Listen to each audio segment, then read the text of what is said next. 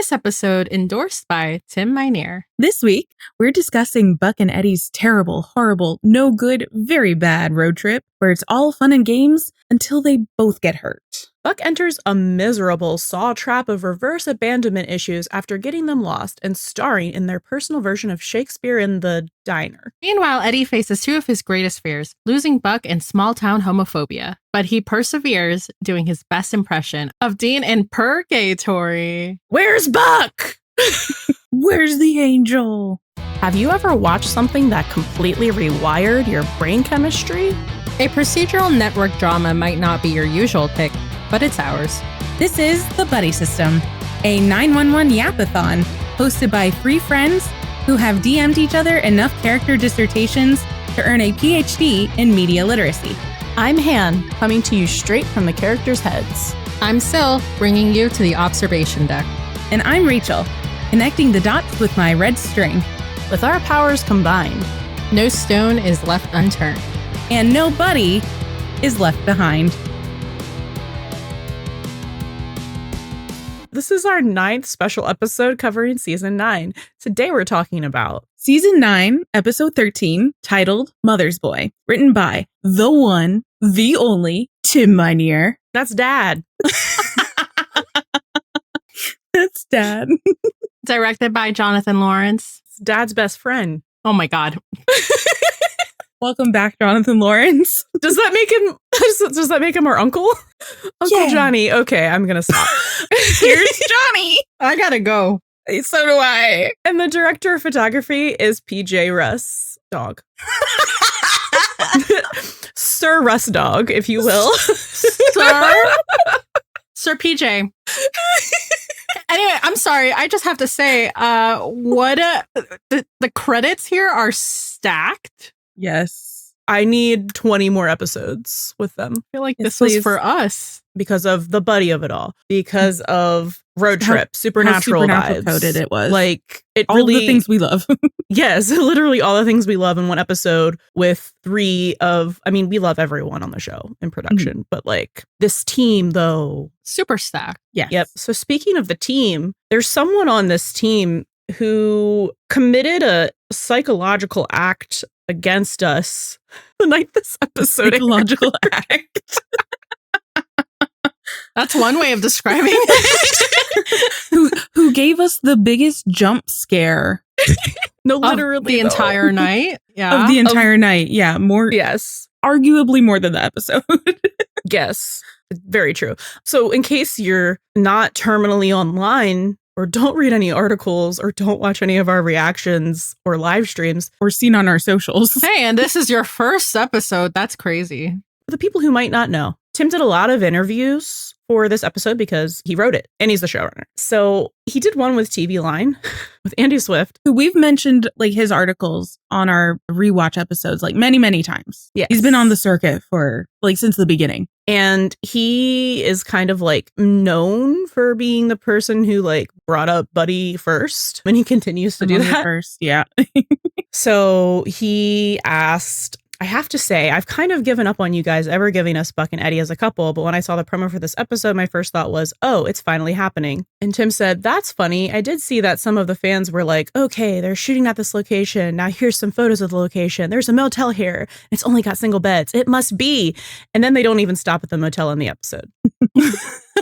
Which they don't, which they don't. Funny. Which we kind of assumed they weren't going to. Yeah. Or if they did that, they were going to set dress it with 2 beds. Andy followed it up with, okay, so you're aware of how deep this goes online. And Tim answered, I'm aware. I mean, I don't look at social media anymore, and I haven't for over a year, so I don't look at any of that stuff. It's not good for me. However, there is one podcast that I do watch occasionally, which is called The Buddie System.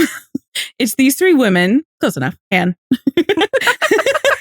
She, her, they, you know, it's in the spectrum. It's in the umbrella. Yeah. And they're so great. I like them because they're clearly fans of the show. So I don't go on there and hear my name cursed. That's one of my lifelines. And someone will send me something every once in a while, but I don't seek it out. So yeah, hey, what? That was wild seeing our name in a TVLine article. We're a podcast. Yeah. We're a niche ass podcast specifically about one TV show. Okay. And occasionally once a month, we do a heated rivalry episode. That's crazy. Hi, Dad. Hi, Tim. Yeah, that kind of like knocked our socks off. Yeah. Whether or not we were wearing any. No. Oh my God. And like never in our wildest like thoughts, dreams, anything like that would we ever think that we would get a shout out by anyone related to the show. No. Like, let alone the showrunner. The showrunner. So that is crazy. Absolutely wild. It's I'm still it's been at least like more than 48 hours by now, and I'm still processing that was a thing that happened to us. Nope. That was crazy. Yep. Before the episode aired, I said, wow, big night for annoying people. Then the promo aired. Very big night for insufferable people. And then this happened. Tim comes in with a steel chair and was like, yeah, so I listen to Buddie System sometimes. Yeah, no, actually, big night for the most annoying buddy shippers, which would be the three of us. Yeah. Yeah. Big night for us because a really big episode. And paired with seeing our name in print. Like we still haven't processed it. Yeah. It's crazy. I just want to say thank you for listening or watching, because it says watching specifically. And the fact that he says that like we can be a safe space means so much to us, because that's kind of like our whole intention. Like when we started the podcast, like we came up with, because I'm insane, because like actually media production is what I do, and podcast specifically is what I want to make my career.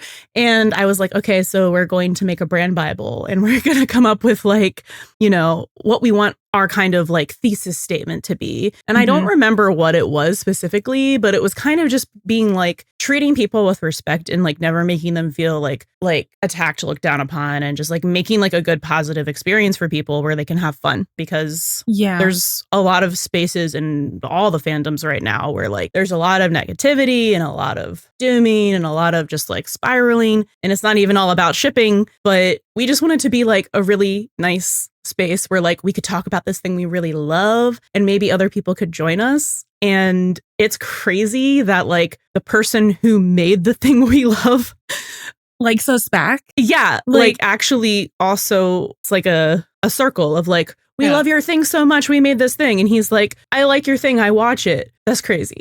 Yeah. Means so much to us. I think one of the brand lines that you were talking about was to create a space or a community that is generally positive or can look at things critically and always like willing to listen and communicate. And I think that's really what we're fostering with all of the wonderful people that watch or listen to us, our buddies on our Discord server. So just to have that shout out like is so affirming and validating and makes us know that we're on the right path, the path that we like set out to go down with creating this passion project, which is more than a passion project now. Yep. Oh, way more. Yeah. Yeah, I'm really definitely, I know we're all touched that he watches this and like that it is one of his lifelines. Like I'm so happy to have that kind of praise, for the work that we're doing, that we are kind of like his lifelines because of like certain commentary that goes on in this fandom, especially. Yeah. So like, thank you. Just thank you. Yeah, just thank you. Happy to provide a safe space in fandom to anyone who listens, but especially to like the person who's making the thing that brings us so much joy. You know what I mean? Like, just real talk, and not to be specific about anything, but like the real world is fucking awful. And we derive so much joy from this silly little wee woo show. Yeah. So to be able to like give back in some way, to the person who's giving us so much to like distract ourselves with, like in a productive way, and kind of give us something to look forward to and like be excited about, is I can't even express like how much that means to us. It's hard. There's like no words right now. Like words are kind of failing us, not just because it's Mercury retrograde, but a little bit. A little bit. But it's just, we're just so flattered, so like bewildered to see Buddy System, bothered, bewildered. Oh yeah. Pretty much. So yeah, just thanks. Thank This you. was crazy to do. And then I think we just want to like do a disclaimer to anyone who is new or old guard who's been here with us. We're not changing anything about what we do. So if we love something, we're going to say it. If we don't, we'll say it. Love something, we're going to say it. We're not going to change anything about the way that we do. So just, I know we make jokes about like, we're not industry plants, but I feel like now really we have to clarify. Like every time, really I think that disclaimer has to be put in at the front of every These episode. are our own opinions. Yeah. Exactly. So basically, we are going to carry on My Wayward Son, just as we were. God. That was terrible. And you're going to continue to get these bad jokes. You're welcome. Maybe there's something we need to change. I'm kidding. I'm joking. Wow. Right when I took the biggest sip of water you've ever seen. Oh, wow. No. It's like that tonight. Okay. we were spicy. Are we going to have a dinner married spat? Like a diner married spat? I don't know. I mean, I can deliver that crash out. Kill me now. Okay, anyway, welcome to our 913 review. So excited to only have to review one episode. Even though it's a doozy. Yeah, it is a doozy. So all right, strap in. What worked well? Are you tired of hearing it? Everything. So I know we just said we're not going to change anything and everything is our honest opinion, but like quite honestly, we love this episode so much.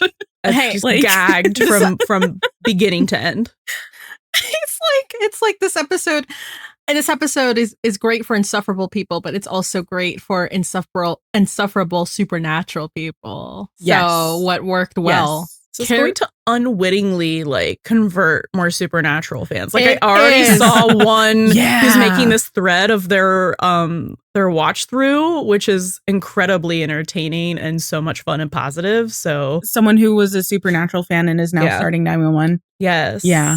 The pipeline guys. Oh yeah, the pipeline, the tether, the one that I'm a fan of. I still can't. I still haven't processed that one. Carry On My Wayward Son. Having Buck and Eddie sing that. And then as the needle drop for the road trip, are you kidding? Like, it feels fake every time I watch it until they start singing. Then I'm like, nope, it's still real. It takes me out. Like you just see the car and the music starts and I'm like, is this, it feels like, I don't know. It doesn't feel like it's a part of it. And then you're right. No, like as like an edit. It feels like an edit. And then when they start singing, it's like, okay, we're doing this. The visceral reaction the three of us had where we were just like immediately thrust back into 6 years ago in 2020 or earlier with Supernatural. For anyone who doesn't know, Carry On Wayward Son is like the theme song of Supernatural. It played in the like every season in the premiere. Oh yeah. For like when it does like the previously, or I don't know if shows still do this. They used to do the like previously on, and it would be like the whole rundown of everything that happened the previous season, and it would be like a very long fan edit to Carry On My Wayward Son. It would be the finale as well. Yes, like and the finale did that too. The entirety of the season. Yep. So that was wild. We did react to that. It's on Patreon. If you'd like us to blow out your eardrums of shock. Yep. Shockingly, no one did this for supernatural reasons, which is crazy because to us, as soon as we found out there was going to be like a Buddy road trip, we were like, oh my God, the supernatural vibes. So we immediately were like, oh my God, Tim watches Supernatural, which in multiple interviews says no. And I don't think anyone else he mentioned, actually, we don't know for sure. We don't know if Brad and Kristen. Are you Supernatural fans? Exactly. Well, I mean, please let us know. I mean, the fact that Kristen knew about like the beginning and end, the connection. Yeah. So like maybe we've got it from Kristen. Maybe. Which I would just like to say this is a big redemption tour for her in music selection. Yes. Because oh wait, your last needle drop was No Grave Can Hold My Body Down, and then it did in fact hold his body down, and I'm so sorry, we're never gonna let you live that selection down, but for Bobby in last season we're gonna forgive it a little bit for this because it was great. It was excellent. Good choice. Thank you. I guess thank you Ryan, I guess too, because he also wanted to do Carry On My Wayward Son. A trio. Well, and here's the thing too, is like I think that song has, I mean, it depends how traumatized you were by the finale of Supernatural. For us, very traumatized. So like negative connotations with that song. Like I didn't listen to it anymore. I took it out of my rotation. Yeah. And it started playing. And then I was like, wow, I can actually listen to this song again. It's like healing something inside of me. That's how I felt. I'm like, I'm healed. Yeah. Because instead of, I guess, spoilers for a show that ended 6 years ago, instead of thinking about dead Dean Winchester on Rebar, Hey, yo, Rebar, waiting for eternity for his brother to also die, and then like the worst cover you've ever heard of that song, I now think of Buck and Eddie. Yeah. Doing karaoke. And that's so great. Beautiful. Thank you. Yeah. So speaking of which, one of the things that we really loved about this episode, again, like once we found out that it was like a road trip sort of thing, we were like, oh yes, the supernatural vibes are vibing. But like watching this episode, the supernatural feel of it all, like the entire thing, like Nowhere Town, USA, it's two characters against the world, like kind of stuck in a car for some of the time, and then having to deal with the horrors in this like thriller inspired plot. The diner, the setting, like all of the vibes just kind of felt like being back home in supernatural land. I loved it. Home is LA now. Sorry. Wow. Speaking of like being in that or getting into that world for this particular episode, the score, Matt Quayle and Todd Haberman stand up because like, I don't know, like just the vibes are great. I don't have words, but yeah, tension, just like putting us in a different world than like, you know, what we're used to with like whatever they use for the score when they're in LA. But like this was definitely super custom, you know, so it was really good. I love the change up for what it needed to be. Yeah. And another thing that worked well for me was like seeing Eddie and Buck literally like fighting to get back to each other after being separated. And especially with like the editing, because there's like a point where like their escapes are like back to back and mirroring each other. You know, and it's like giving that feeling that they're breaking out at the same time, like everything is happening simultaneously. So I really love that. Yeah. The editing, just like in general, was really, really good. Wow. It's like, hey, the production, the editing, the music, the let's just go down the IMDb page. Like you were great and you were great and you were great. You were great and you were amazing. You were there. Yeah. Speaking of the cinematography, PJ. My guy. This and is Jonathan Lawrence. And Jonathan Lawrence, who also is a cinematographer as well as a director. This literally is a movie. It's cinema. Like, there's so many things to point out, but like, this is such a random thing, which if you know me, makes sense. So many things, but specifically this fucking silhouette shadow of Eddie's face on the hospital pillow. I like rewound that like 4 times. Yeah. I was like, why is this so cool? I was staring at it on one of my rewatches. I was just like, whoa. Yeah, I was like, if I got drunk and it was 4 a.m., Rachel and I could have a very philosophical conversation about what this means. Just the shadow on the pillow. Yeah. Just the shadow on the pillow. I mean, it was very like Hitchcockian, right? Yeah, it was. It felt very much of like that kind of visual. Yeah. And then you have the sunset shot at the beginning, which was just gorgeous. Yeah. And like, honestly, just the whole tone, like how the episode was shot, all of the different lens flares and all of the different lighting, especially in like the diner scene, obsessulated. And like all of it just fully puts you in this world where it's like it takes these characters that you know so well in a different context and it plops them in a different one, but it really immerses you with like all of that. The lighting specifically like really like sold it. Yes. I guess. I'm obsessed with the neon lighting that we got in this episode and all of the colors. I think it's something that we've been noticing a lot, specifically with the episodes that PJ Russ has DP'd. I'm talking about like 905 with all of the lighting and the colors. I was like, that was a religious experience. That was a religious experience. With like the colors during the opening and ending monologue in the street. I'm talking about I think it was 907. He did 907 too. So like all of the lights in the club that Buck and Eddie and Ravi are in, and then we get like all of this like really hazy neon, like such colorful lighting. I want to draw it. I want to draw all of it. And then and you said you were stuck on that one shot of the silhouette on the pillow.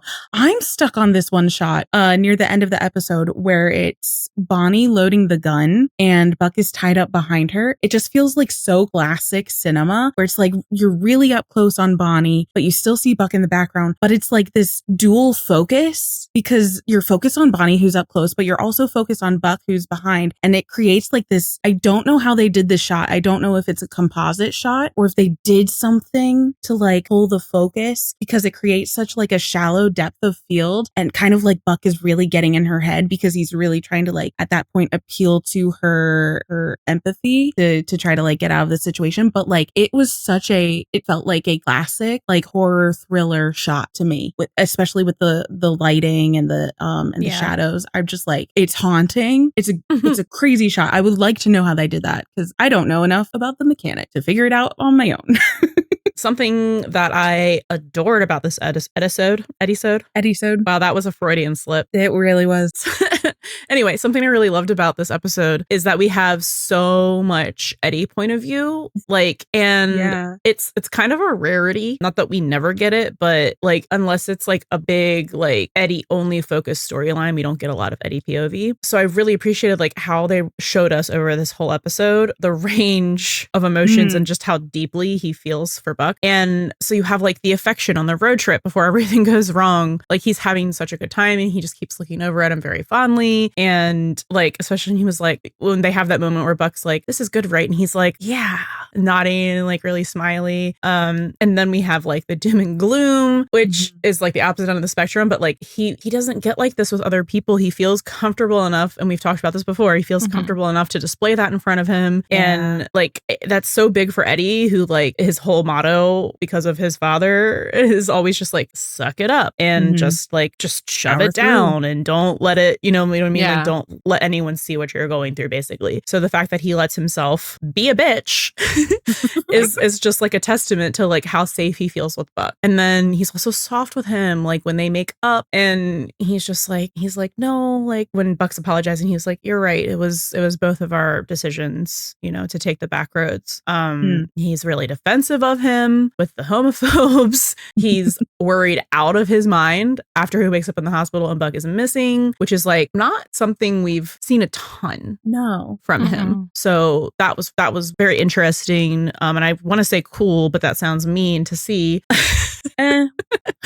Whatever. Yeah. And then like the anger he has in that conversation with the sheriff when you just see all his teeth and he's like, ask them. I love that and he's getting angry and angrier. Like the more obvious it is that the sheriff isn't taking any of it seriously and isn't believing him. It is just it's so good. And then like the limits he pushed himself to for Buck, like canon now willing to kill for him. And then like the 180 that goes from like ready to kill someone to find Buck or protect Buck to very, very soft rushing over to him, risking his own freedom, that he thinks later. Anyway, to go over there and like just very gently like put his hands on him, like runs his hands over Buck, like while he keeps repeating, you're going to be okay, which is like, I guess just the agreed upon Diaz confirmation, like affirming statement to Buck. Yeah. You're going to be okay, kid. Yeah. And then just like, I don't know, it was so cute at the end when they're with like, are we even gonna make it? Like, I don't know what could go wrong. Oh my God. It was just perfection. And there was so much Eddie POV. And I just feel like you got to see a glimpse into how much love he has for Buck. So yeah. Standing ovation for literally everyone involved in doing that, which is like most of production, because it's the writing, it's the directing, it's the cinematography, it's everything. Yeah. I thought it was really cool that we got the like POV flashback to like when Buck and Eddie first enter the diner. I like when music is used really well, and the show always does a good job. They kind of gave us this little flashback to it when Buck and Eddie first enter the diner to see like Bonnie and Earl's reactions to Buck, and give you insight to like, you know, where their heads were at. And so it's like the same scene from their point of view, and then they like kind of slow it down and make it feel like it's like a real-time slow-mo, like real life slow-mo thing happening, because they like slowed down the music that was playing. Yeah. And I thought that's was always really cool. Yeah. It's like such like an immersive effect too. Yeah. Oh, that's still me. Okay. Buck and Eddie being mistaken for a gay couple. This is low hanging fruit, but like that's we for love us. to see it. That's for us. Multiple times. They're never beating the allegations, especially in small town America, apparently. We've been asking for that for so long. I remember asking for that in 809 when they did the subletting. And I'm like, I hope they assumed that there were a couple. Yes. But I guess, hey, it's a lot. Guess you don't see that in Nowhere Town, USA. So no, gay people don't exist outside of metropolitan areas. Yeah, so it makes sense. Everyone knows that. They just assumed and didn't say anything about it in 809. Because that's typical. It's like, that's the usual stuff. Yeah. But yeah, to see it from it, and it's kind of like, I think, Ham, what you were saying about so much in Eddie's POV, but like we really did get a lot of different POVs in this episode as well. Because we got like all of the Buck stuff was very much in his POV. We did kind of get with these diner scenes and the sheriff and everything, outside like this POV. Outside POV of whatever this dynamic between Buck and Eddie are, that's so removed from the 118 and people who know them. So it's just like if taken out and plopped like literally in the middle of nowhere, this is what people think, and it's just like one of those things that like makes you as a viewer just be like, that's weird. That's very meta, If you take them out of their normal situation and you put them in a situation like this and you show it to the GA, what are they going to think? So that's like, it's literally like they're doing it to show like how other people perceive them, but also to show the GA, who hasn't necessarily been clocking their gay shit since season 2, episode 1, hey, this is how people are perceiving them. So yeah, meta commentary. I also just loved, especially because we were thinking, Casil had an idea for 9/11 that Eddie was going to be like doing his Liam Neeson thing, which like he kind of did, but like he really did it. Yeah. In this one. So like using his particular set of skills to save Buck. Love that. Yeah. Loved it. Yeah. And honestly, I know we mentioned the crew, the writers, directors, but we gotta give Oliver and Ryan their flowers. Oh my God. Yeah. For the acting, my God, like, ooh, they nailed it. I just don't have words, but they nailed it to the point that, again, I have no words. It was just amazing. And honestly, like you can tell, like, it feels like it was like very special for them too. Like, I think they put a lot into this. Ryan, kind of to like what Han said, like the way he portrayed Eddie in this episode, like there was just a full range of emotions, especially like seeing a lot of his worry for Buck and like what he's willing to do. Like that was a lot. Like that was crazy to me. Ends of the earth. And then Oliver scared me at some point. I was like, oh my God, my guy. Like when he was like, when he started to get into the role of trying to be Derek to get Bonnie's trust. But I'm Derek. And then he's like, Mom. I was like, Mom. No, that part where he was sitting in the striped shirt, like up in bed, that was terrifying. Put that man in a horror movie, actually. No, oh my God, no, because real. Here's the thing. No, literally put him in a stall trap, which is what this is, which is why I made the joke at the beginning. Yeah. Because like, no, like Oliver is so good at agony, and like we knew that, and we knew he was gonna eat this shit up. But like outperformed his previous agony. So here's your reward. Your Buddie System award. That means something now, I guess. Yeah, our Buddy System EGOTs, Yes. Yeah. I don't know. Like, they fucking killed it. I don't really have words for it. Just like do more. We knew they were gonna do a great job. Do it again, not do more. Do it again. Just they really carried this episode. They did. Like both of them so equally. Like it was such a phenomenal, it was such a phenomenal experience to watch because of how everything just like came together, but especially their performances. Because if you don't have the performance, you can't sell it. Yeah. You can't sell the story. And like it beyond good. Like no words. It just like showcased their characters and like their particular horrors so perfectly. Yes. And I don't know, like I'm constantly like they get better. Like I think I've always enjoyed their acting, but they just get better and better every season. Yeah. So just agreed. Like, they're always, now that we're watching live, at their peak. So I'm just like constantly kind of like blown away when we get performances like this that I'm like, oh my God. that are like I knew it was gonna be good, but holy shit. Yeah, when it kind of goes outside of the typical procedural elements, you know, where we have a little more like I think it gave them usual more space to because obviously it was like the episode was 90% them, so it gave them like real space to like really shine in a way that obviously the normal like format that we love, the normal, you know, let's focus a little bit on all of these characters and that's a lot of characters allows them to have, because even when you're a plot you still only get like 15-20 minutes of focus, and then you still have all these other characters around you, where like a lot of the focus on Buck and Eddie, they were either alone completely or just with each other. So I think that is a testament to their acting, that like, you know, they not only sold this like kind of hefty script, but like just like kept us so engaged the entire time. Yeah. And also I would like to give kudos to Melinda McGraw, who played Bonnie. Oh my God, she was fantastic. She was so good. I was horrified. Yeah. Because she gave such a nuanced performance where she like really towed the line of being this like empathetic, really doting, loving mother who's just like in so much pain and like absolutely unhinged. Yep. Because you could tell she was like fully aware of what she was doing, but deciding not to look at it. And it was just like the way that she was playing either side of that at any given time, and sometimes like both aspects of that in a scene, was so chilling. Yeah. And just like really, really good. I think she and Oliver, their scenes together were so like viscerally creepy. Yep. In the best way. The best way. They sure were. They delivered on that for sure. Basically, I think just to kind of like sum it up here is like, we know ABC like puts their shows up for Emmy for your consideration campaigns. This should be one of the episodes that is for your consideration. Yeah, and they never give it to fuck procedurals, which is a goddamn shame, because procedurals are making really good TV, and especially our show. I'm a little biased, but like we have Angela fucking Bassett. Like, come on.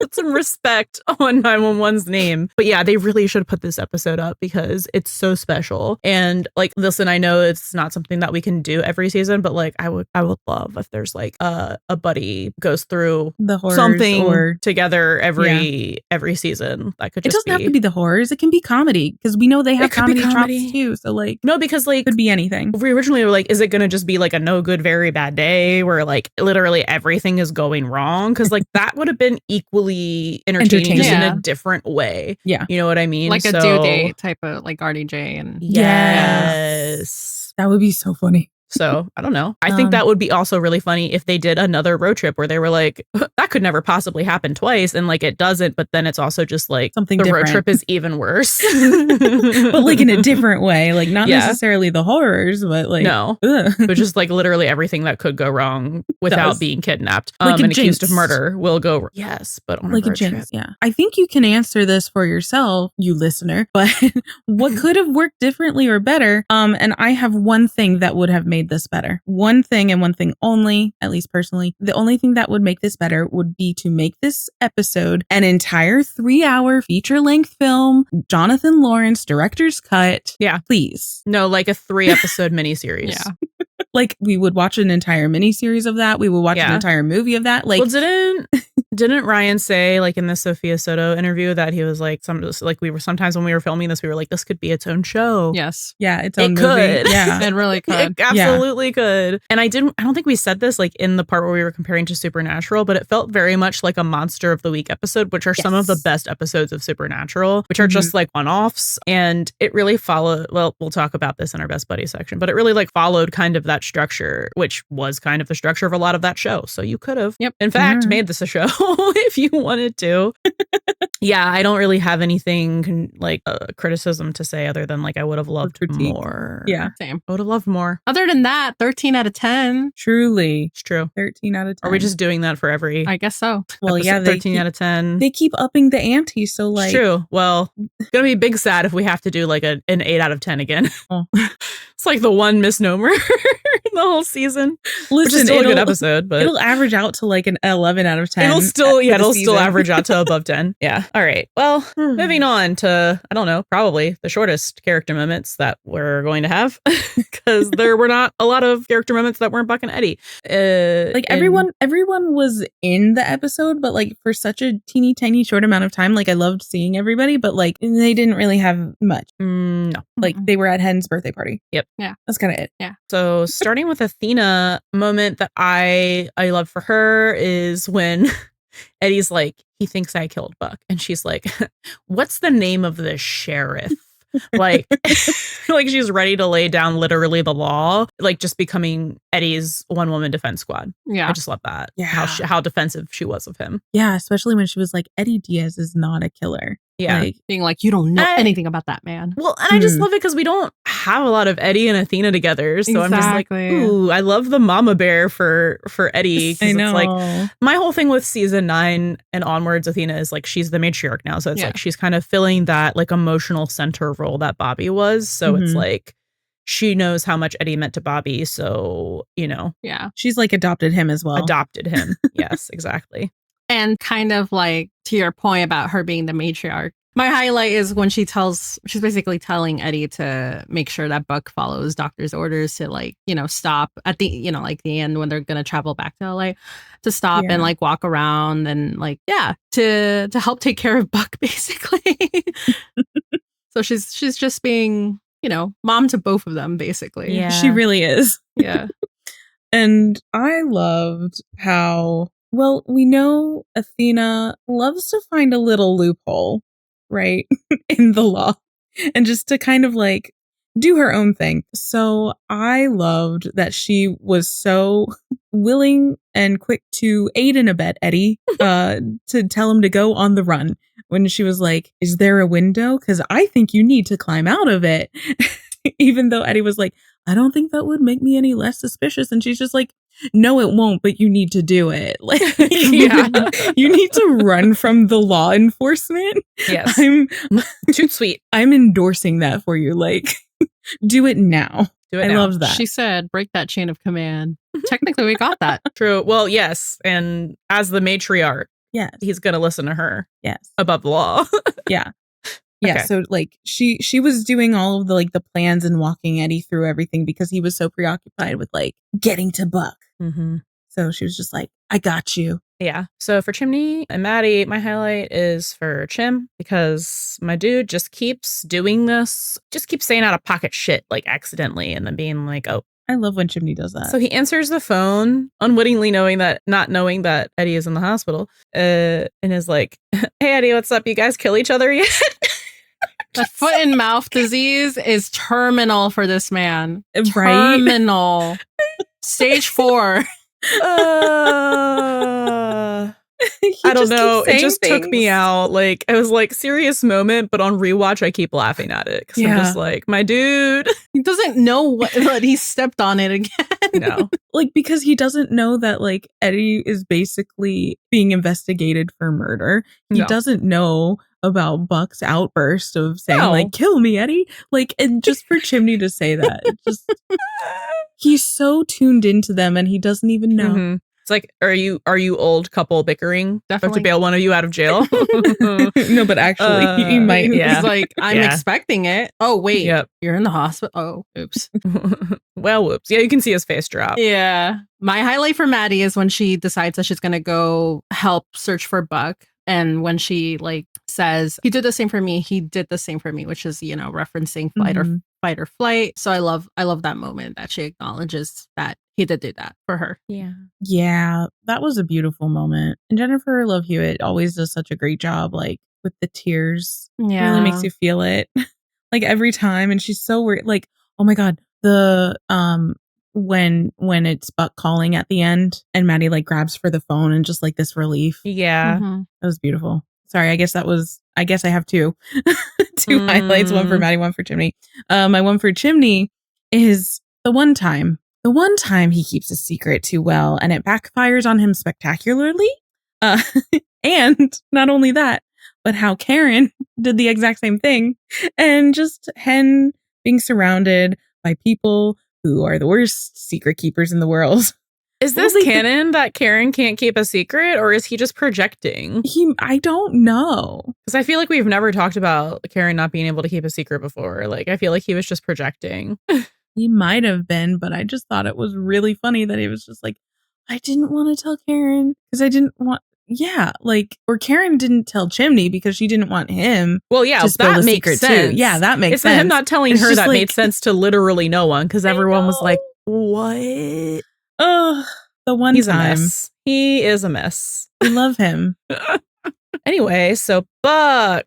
Oh man, my favorite Buck moment, and these are so rare, so they really are my favorites when they come up, is when that inner bitchy ass Cancer of his jumps the fuck out. If you haven't watched our astrology episode, we have dubbed him a Cancer moon, which means that he is... So you know how like Oliver Stark is kind of like a menace to society on social media, and just like his general aura, said affectionately as a fellow Cancer. Buck has these moments, right? So they're not all the time, because he's generally like very like positive and sunshiny or like gently ribbing, but like this absolute fucking breakdown. Oh, the breakdown that he had over that, I'll compare it to Oliver. Oh my god, breaking down about being called a soccer mom on set. This is that just, you know, revved up, because I don't actually know how he reacted. They were just like, he had a meltdown. So this is Buck having a Cancer moon meltdown, because like he's going through it because of still grieving Bobby, and his parents are getting a divorce, and that's making him feel weird things about his friendship with Eddie for some reason. And then he just went through more bringing up the Bobby grief in Nashville, and also he's trying really hard to keep things upbeat and happy and make a fun time for his best friend Eddie, who turns into like the human embodiment of Eeyore at any fucking minor inconvenience. And he's been stuck in a car with that for like 20 hours. So he's about had it, and he lets Eddie know in the most dramatic way possible. Like this is like, you know, Buck's very long dramatic version of a tragedy in 97 acts. Like it's Shakespeare again. Yes. It was beautiful, and like Oliver delivered that so perfectly, and I want to know how Ryan kept straight face, kept in character, because I would have been losing it. Me too. Because I was hysterically laughing when we watched this. I was like, this is the greatest thing I've ever seen. Because like the escalation was just like 0 to 60. It was like 0 to 180. Yes. Like it was crazy. It was actually insane of him, and I love when he's insane. He's like, you know, no one had a gun to your head, LOL. And he's like, no, I had a buck in my ear, and Buck is like, oh, so you just do whatever I tell you? And Eddie's like, path of least resistance with you. And Buck's like, oh, so if I told you to jump off a bridge, you just do it. Oh, you know what? Actually, I probably wouldn't even have to. You'd already be jumping, seeing as you have a death wish. Like, it's fucking like, yeah, it's just like escalating. And then Eddie's just like, it's not my death I'm wishing for right now, because like he's getting so much louder, and he's so stressed, and then he just deprived himself of food, like real food, and they haven't had real food in like probably 20 fucking hours. He's hangry and he's just like he's protesting like like on a hunger strike that they stopped. Like, why are they so dramatic for They're dramatic? Well, they are. They're literally Shakespeare for Shakespeare. Like, it's Shakespeare gay for Shakespeare gay. Like, yes. And then he's like, oh, it's mine. Like, as in the death he's wishing for. You're threatening me. So we get a little lost, a little off track. And suddenly you're all dark and gloomy. And I deserve to die. Here is a fork. Put it in my neck. Put me out of my misery. Kill me, Eddie. Kill me now. Like, I'm sorry. It's like, so fucking funny. Whoa. That solidified top 3 moments for Buck for me. Like, literally ever. I loved it. But anyway, yeah, that's moment of all time. One of the moments of all time. The fork My God. takes me out. Oh my God. Just like, here's the fork. What do you mean? So Buck's is a fork, and Eddie's is a coffee cup, because like, you know, in the 817 kitchen fight, he like slams the coffee cup, and then he's like, then he delivers his like the sassiest line ever with the thing. So with like the Yorick skull, like just like a tragedy. God, they're so fucking ridiculous. We should be talking about this in the buddy section. I'm so sorry, but like, we will, but my God, they're ridiculous. I love them. Okay, speaking of theatrics, and I already mentioned this, but like my highlight was when he attempted to like fool Bonnie by pretending to be Derek, and I mean we already went over this with the whole like mom and the you know, it was just like creepy weird, but he did so good. He forgot about me. It was just blink blink. Will you make me something? I'm hungry. It's never been creepier. I was like, did you take lessons from it? Eddie's theater acting class? Yeah. For beginners? Well, I mean, and I think it's somewhere, we're probably going to talk about that in parallels, but like the beginning of, in 905, Eddie's out here pretending that the guy has a pulse, you know, at the graveyard guy. So like, yes, he must have taken some lessons. No, I wanted to talk about that. I think way later, but yeah. And not to bring it down, my highlight was Buck finally admitting that Bobbers. Oh, bother. Like father, but bother? Oh, Bobby fathers. Oh, bothers Nash. Okay. Was Buck finally admitting that Bobby was like a father to him, like verbatim. And now that Bobby's gone, sometimes Buck doesn't know who he is without him. And like, what an emotional like gut punch. And it was delivered so well. Mm-hmm. So it was like delivered so beautifully, like that moment. And it's just like, this is the moment where we truly get to see Buck's grief in like 1080p, right? Like he's been trying to be upbeat and positive and like for literally everyone for like the entire season. And there have been moments where he's a little down, but like for him to like drudge this up and admit this in a moment of like such vulnerability to appeal to Bonnie. Oh my God. It's just like, it's so impactful. Yeah. Mm-hmm. Yeah. It made me cry. Like when I was rewatching it today, I was like crying and then I had to just like pause the episode for a little bit and I just had to sit with it. I was just like, this is really upsetting to me. All right. Well, bringing it back up for you, let's start our Eddie moments with karaoke because I knew that the spirit of Dean Winchester lived in this man, but my God, has it never been clearer than during this fucking scene while he's singing Carry On My Wayward Son. I was literally getting flashbacks to the outtake that they put in the episode of Jensen doing Eye of the Tiger, which is one of my favorite things ever. Yeah. Oh my God. Yeah. So, but just like, oh my God, the goofy faces. The like the little like guitar noises, the air guitar, it was just beautiful. I need more of that in my life. Thank you. If you listen to our 9/12 and Nashville crossover special from last week, this really should not be shocking to you, but Eddie being protective and clocking the homophobia and was ready to square up with Harley. Yeah. I love that moment. Great job. Oh, that was excellent. It's like, on brand for me. I'm just also, here for protective Eddie. Honorable mention, shout out that even though it was being used in like a pseudo slur, being called princess, he is known affectionately to the fans as the People's Princess, Eddie Diaz. I'm sorry, hold on. And that's literally Still is holding up a sign, like one of those like make your own signs that says the People's Princess, hearts, Eddie Diaz. Yep. Yes. It's official. It's official now. Thank you. Well, you've had that up for like weeks and weeks. Forever. And maybe months. That's been up for months. Yeah. It's been up since like season 9 started because that's when I got the. Yeah. Oh yeah. And we were like, "Are you gonna keep changing it?" And you were like, "No, no." It's a struggle to change it. Yeah. So I might just leave it like that forever until something else happens. I don't know. We'll see. There's just gonna be Eddie Gay until inspiration strikes.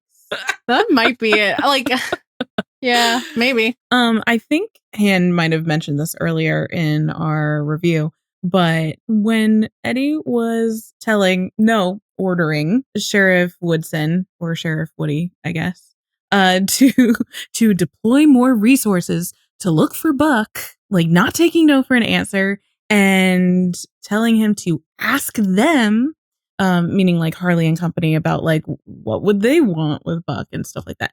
Like, that is our protective Eddie, who does not put up with incompetence. Yep. Because he is like the competence king, right? And it's just like he got so like not feral, but like just he got feral. A little. He was feral. There were like teeth were shown. Yeah. Mm-hmm.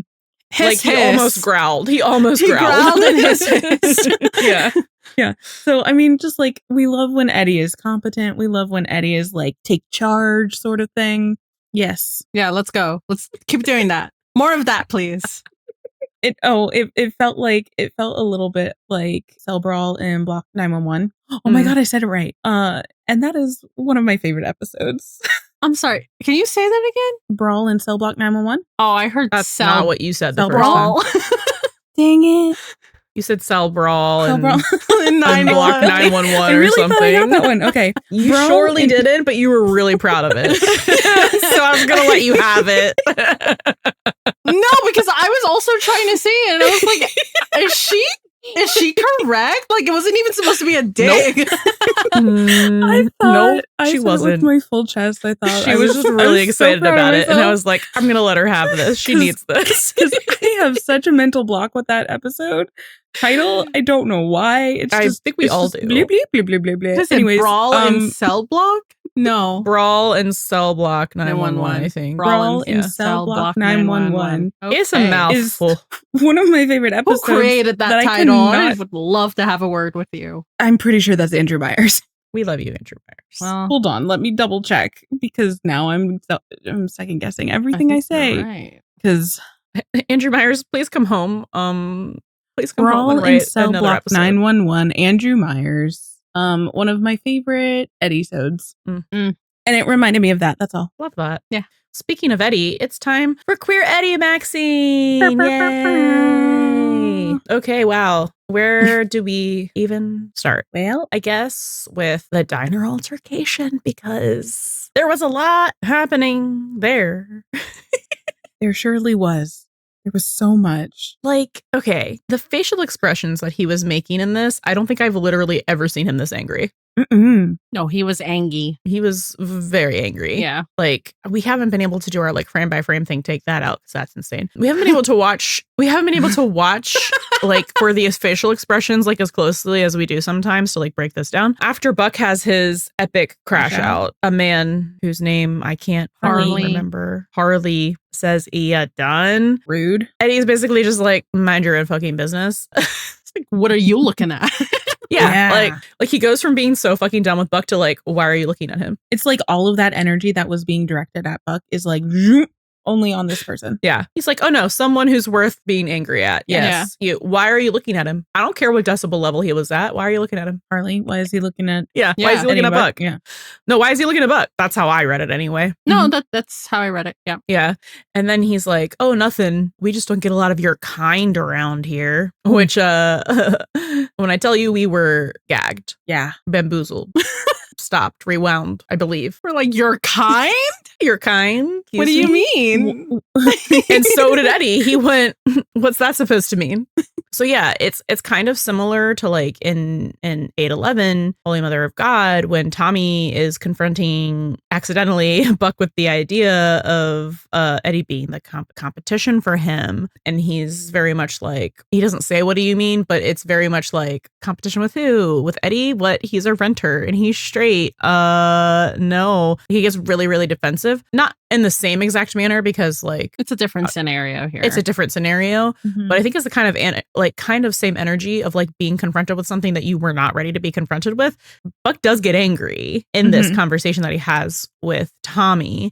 It's not like quite the implication that I think they're angry at. It's how they're being confronted with it and how they're not ready to like look at that, if that makes sense. And it's also like, this is the second time that someone has implied Eddie's sexuality, maybe something a little less straight, Yes. like in front of Buck's salad. Yes. Which, so that's interesting too. Yeah. I guess I'll just address the language here. So it's these like locals, like very clearly homophobic, just being like, you're kind. And then Eddie's like, our kind. I want to know what our kind is. He knows absolutely what he's saying, but it's very thinly veiled. It's very thinly veiled. And then he's like, he gets called princess in a very derogatory, homophobic way again. And then they get referred to as ladies as well. So like, it's all very much like this scene makes it very, very clear exactly what these people were thinking and exactly what they were being accused of being. There's no room for question there. Like, no. There's no room whatsoever. And then that's also really reinforced by the second time this happens, if someone else wants to take that. And the second time this happens, it happens when Eddie's at the hospital and he's being questioned. Well, the sheriff is giving him an update.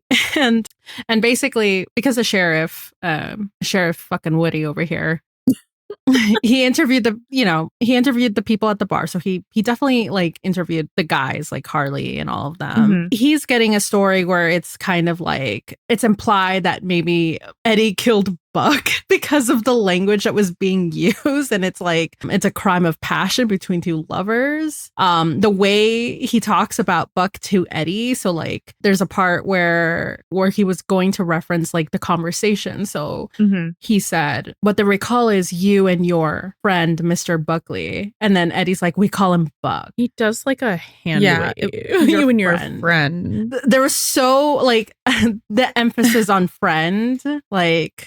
And a gay pause. Yes. A gay pause. Yes. You and your ... friend. If that's what you want to call him, I guess. That's what you want to call him. Yeah. And then Eddie's like, we call him Buck. And then Sheriff Woody over here is like, cute. My wife calls me Woody. So it's the mirror and parallel. Yeah, it's the equating between his wife and whatever Buck is to Eddie, and it's like, okay, Married. Yeah. And again, in a homophobic, derogatory way, because he's like, cute. My wife calls me Woody. Like, he does totally not think judging. it's cute. Yeah, absolutely judging. And then there's another bit in at the end of this conversation where he's telling Eddie to wait for an orthopedic to fix his wing, which is like a fairy insinuation. Yeah. Also derogatory. And it reminded me of when Gerard like said that, referring to Tommy like getting his pilot's license in season 7. It was the awards ceremony. Is that all fall down or ashes? Oh, I think that was ashes. 9. Yeah. He says, Kennard, I thought you transferred out of here. And Tommy goes, 5 years ago. I've been at Harbor Station ever since. And then Gerard says, that's right. I heard you got your wings. And then Chimney's like, it's good to see you haven't changed at all, Cap. And he's like, whenever I see some filth, I think of you. So I just think that was very clearly the same kind of flavor of referencing it in a way that like people in their positions can get away with because it's not direct. Yeah, that kind of flew under the radar for me the first watch through, and then I think we saw some people talk about it in like the live streams and in the chat and stuff. I definitely clocked him being like your wing, and then I lost my mind. I heard the wing part, and I for some reason just like thought about every single time they would call Castiel the gay angel. Yeah. Since like you've me confused with the other angel, the one in the dirty trench coat, who's in love with you. Yeah. Oh, we're gonna get into this in the best ways. Yeah. But yeah, I really want to say, so like these instances of the homophobia that like really interesting because they're being directed at Eddie. Who is not the canonical queer character. So interesting. He again took this really personally, and it wasn't like, maybe it was a little bit protective, but like Buck was fine. Buck could have taken that guy. Like it was not that serious. And then Buck wasn't even there for the altercation or the interaction, I guess, with the sheriff. So it's just like, why is he taking the homophobic accusations so personally. Because it's like, if it wasn't personal, wouldn't you just let it roll off your back? Like, and I know people point out that he didn't correct anyone. I don't know that he would, because it's like, why would I correct homophobes? Like, what's the point in doing that? You know what I mean? Like they're so far like below him because because they have this like outdated, like stupid way of thinking that he's just like, that's not even the point to correct them. I'm going to focus on like the task at hand, which is where is Buck? Yeah, and it's different than like if they were just like on the job and like a patient mistook them, or like they were out and about and someone, like I feel like in that situation, like we could then talk about like, why didn't he correct them? But in this case, I'm just like, there was no chance he was going to be like, well, I'm not gay, but my friend is. Yeah, it's just like, it's not pertinent to the conversation. No. So it's like, I think to Eddie, like it just doesn't even signify like a response. No, but he did take it real fucking personally, because the amount of fucking vitriol in his eyes, well, in his entire face, but especially in his eyes, like in the diner for Harley, was crazy. And it's another one of those situations where it's very much like episodes 5, 10, and 11 with the Abigail storyline. Yes. Why did he take that so personally? Yeah. But this is even more of a direct thread, because it's like literally being like, there's an insinuation happening. There's an actual insinuation happening here. Why are you taking it so personally? Like, this isn't really the behavior I'd expect if he was just like defending Buck. You know what I mean? Yeah. It's like if this was just about Buck, you know, you could say like it was also Eddie like having it up to here with like being on the road for 20 hours and being just like super grumpy and gloomy. Like, he was just like pushed to his limit. However, like we just saw in the crossover, Eddie is generally someone who first tries to diffuse a situation like that. And for him to be the one to like, you know, part of it is him protecting Buck, but he was ready to go. Like in it was so quick, so immediate, like it struck something in him. And he's literally actually actively trying to pick a fight, because he's like, no, I want to know what our kind is. And then Harley's like, you tell me, princess. And he's like, okay, hey, princess, really? How about this stretch? How about, and he's the one who starts this. Like, you want to go outside. Hey, how about we go outside and I show you, princess, which was an unfortunate choice of words because that sounded really gay. Well, I mean, the whole conversation. Well, yes, I know, but it's just like, now this sounds like a proposition. But I digress, because that just made me giggle. Listen, anytime anyone says like, hey, you want to take this outside, it always sounds a little bit like a proposition. Yeah, but it's like, and I'll show you, princess. That sounds it made me giggle. Anyway, back to the serious part of this. Still worked. It very much worked. It just also made me giggle. Yeah. But yeah, he's the one that's like, hey, want to take this outside? Which is crazy, because again, we just did a whole storyline proving that like he is not going to instigate a fight. He's going to like, we did not just one on regular 911, but we also did it on the crossover. Where it's like, okay, he's not that angry person anymore. He's not going to start a fight. He's not like he was in, was it Rage, where he punched the guy in the parking lot? Yeah. Like, it was Triggers, I think. Triggers, where he punched the guy in the parking lot. Like, that's Eddie of the past. So the fact that he's the one that's like, and he's tired, but like, this is beyond I'm tired. Like, if you're tired, you're not like, let me physically exert myself into a fight with someone who's several inches taller than me. Who could have a weapon because they're in the middle of fucking nowhere. It's just really it's hitting something. And I don't think Eddie knows why, but it's triggering something in him that's really making him specifically upset. And it's not about Buck. It's about him. It's triggering his fight or flight, but it's the fight only. Yeah. And like, we saw that, like, especially in the crossover, Eddie does not want to start a fight. He will end one. But in this case, he's like, no, let's start it. Let's go. I'll show you, princess. Almost killed a man.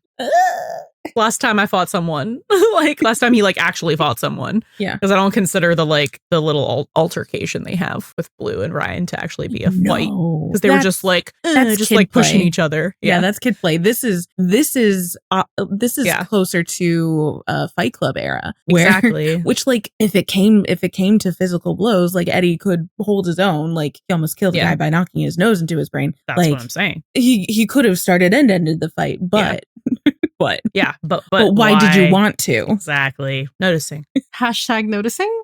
Yeah.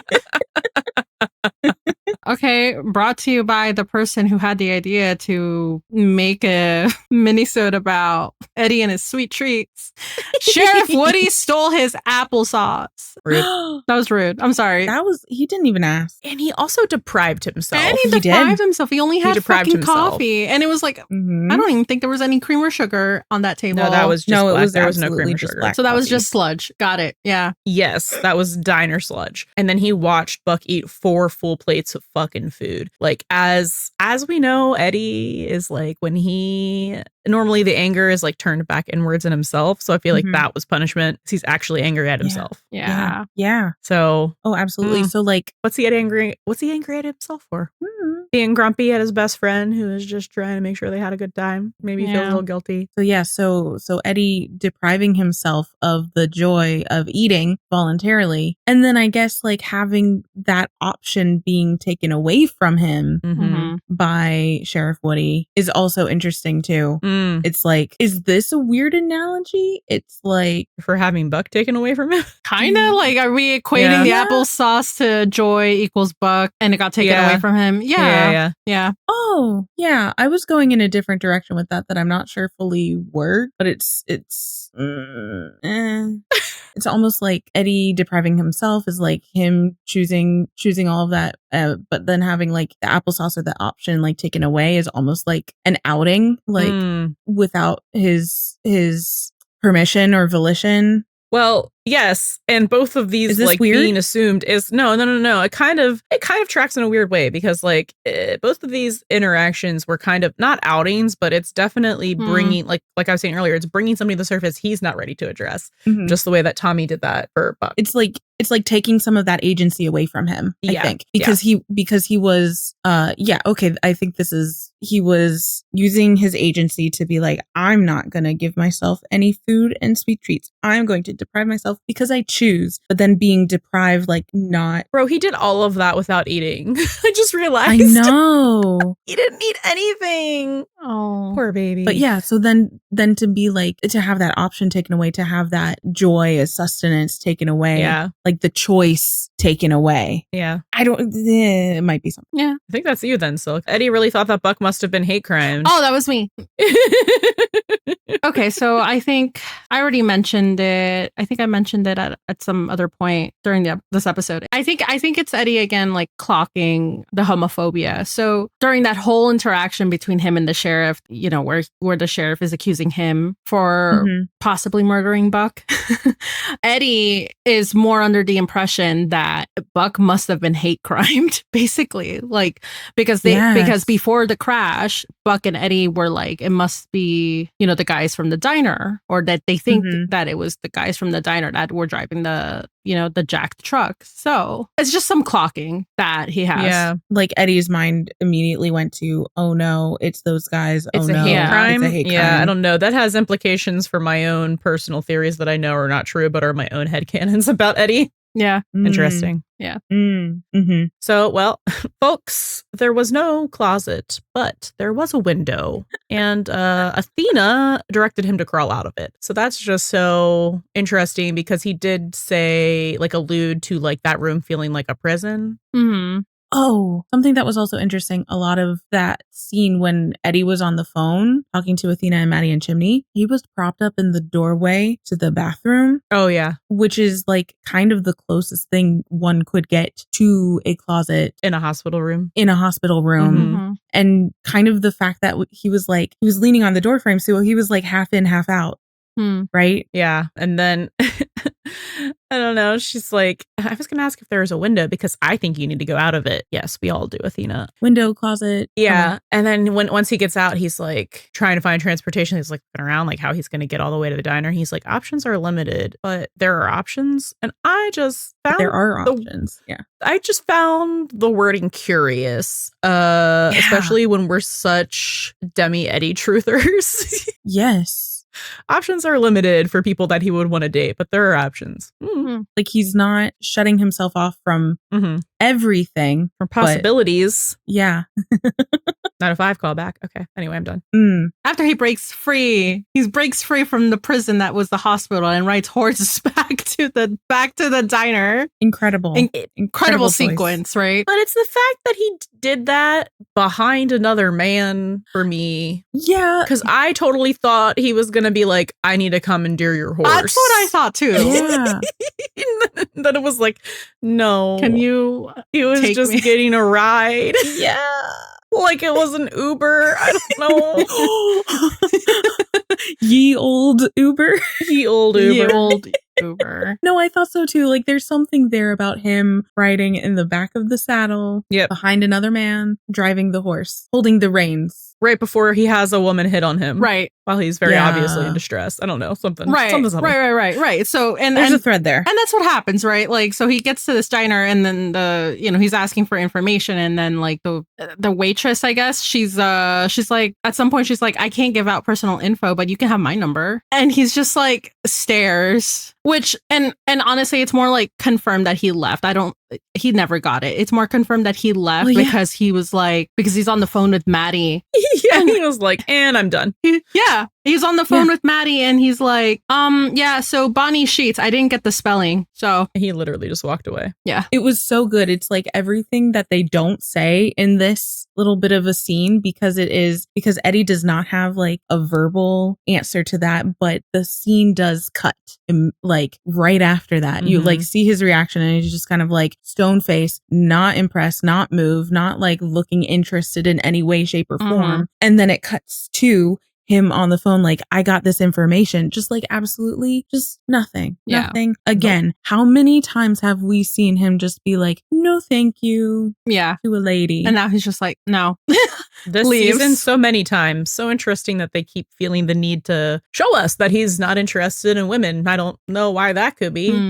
No idea. Also, I will say so this is an interesting thing. So it's funny that he gets hit on. I mean, I guess the night before there wasn't really an opportunity for this, but like he does get hit on while wearing a disguise or a mask, if you will. Yeah. Meanwhile, the night before, everyone's assuming that he and his situationship are situation shipping. When he's literally wearing someone else's clothes. Yeah. Yes. Yeah. No, this is absolutely something that can tie into his dating is performing, like an our special about that, and Eddie's masking, because so like you just said, the night before everyone thought he was fruity. He was wearing his own clothes. And then when he's not wearing his own clothes, he's literally putting on a costume, a mask, and he gets hit on by a woman. Yeah. You get both of those, like the dichotomy there. Yeah. And then it also kind of ties into his wardrobe in El Paso a little bit too, because it gives a little bit of the similar vibes. Yeah. We have Athena saying, but this isn't about you right now. It's about Buck, as opposed to all the other times where Eddie says Buck's making it about himself, but it's really Eddie making it about Buck. So it's kind of just like, what's new for him? Does it feel like she kind of gave him permission to make it about Buck? Yes. 100%. Which leads to my next point, which is, and I think maybe we touched on this a little bit earlier, but I think Eddie was like literally just panicking, and Athena was like, great, I know that you love chain of command, so I'm just gonna walk you through exactly what you need to do.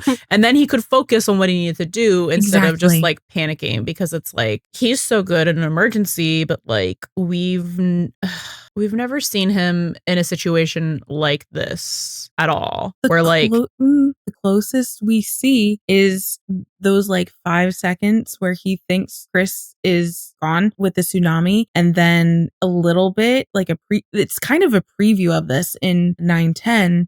Oh yeah. When no 11 when he thinks Chris is like missing, kidnapped. That was a preview to this, and it's the same exact thing. Same. Mm-hmm. Where he can't compartmentalize, which he is always so good at doing, but he can't compartmentalize when it's Christopher. Mm-hmm. Yeah. And we can't compartmentalize when it's Buck. And he called Buck immediately with when it was Christopher to be like, I need my emotional support to like walk me through.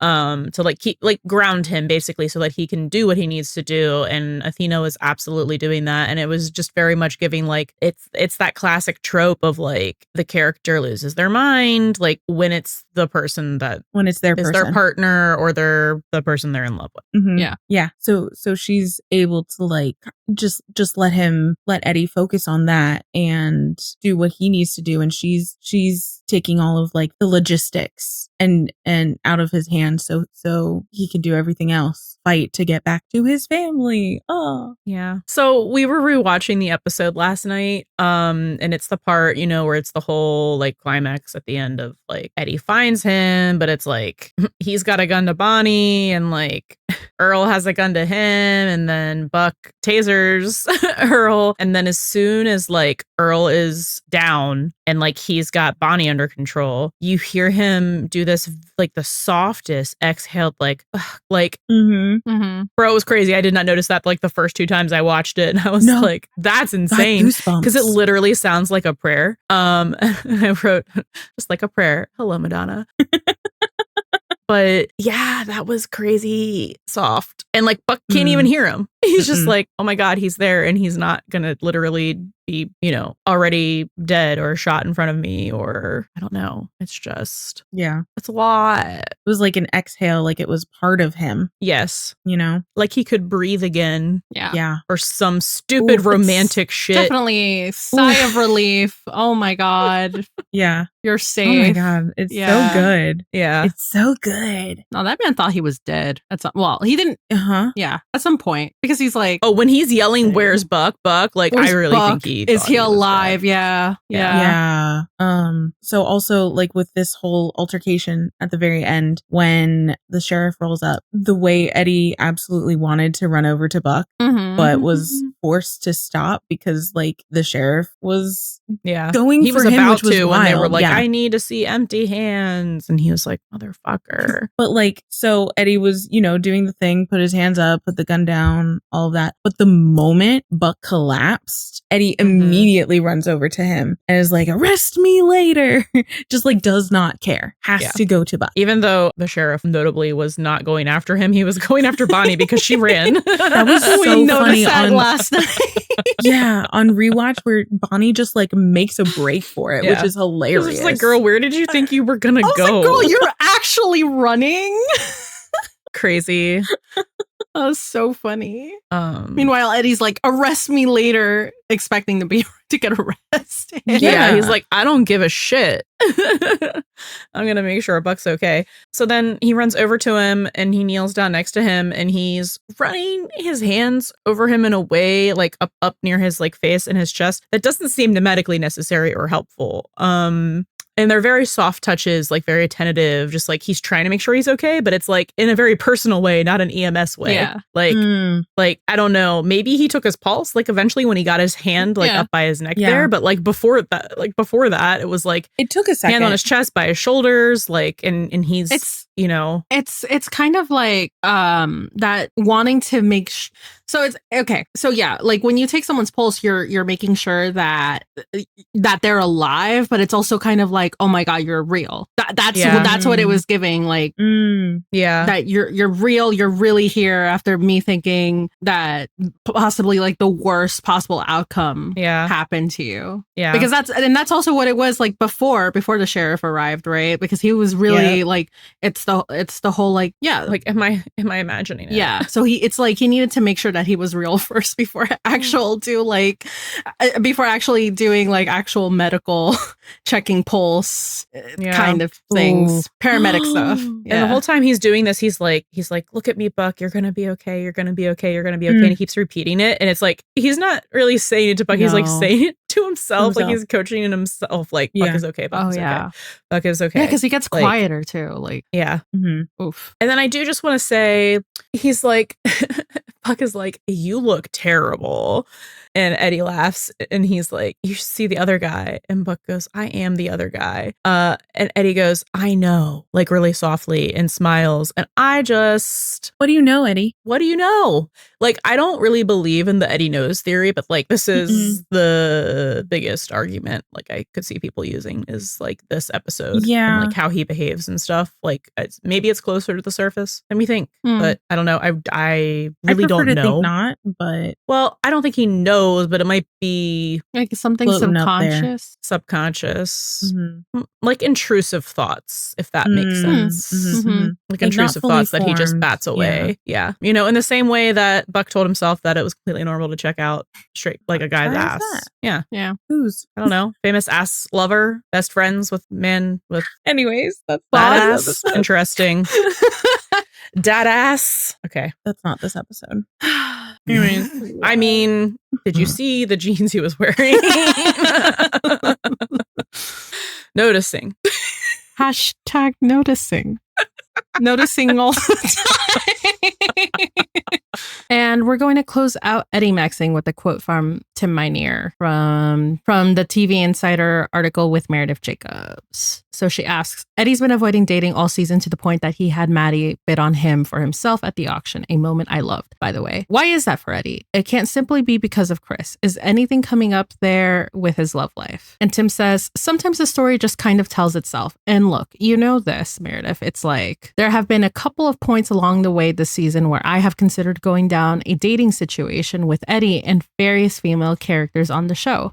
But then I just felt like either the chemistry wasn't there or there was just too much story I was telling, and I just want to be very careful about trying to hook these characters up with outside characters. I really think the successful couplings on the show have often been existing characters. Or you think of Karen, who is not a first responder, but she's been there since the beginning of the show, so she's been in the world. So I just think you have to be very careful to not try to just cram some contrived thing into the story, and I just feel like it's not working. Then I just move past it and go to the next bit. And then Meredith asks, so it's kind of just figuring out what you want to do with Eddie's love life before you really go and do something? And Tim responds, yeah, I just don't want to go down another dead-end road. Which also feels like a haha word choice. Which I think is funny considering our dating is performative special. I mean, and the way Eddie has been acting since 907, which is like, he's kind of done. Yeah. He's not kind of done. He's very done. He's very over. Yeah. To the point that he's willing to walk out and not get vital spelling of a last name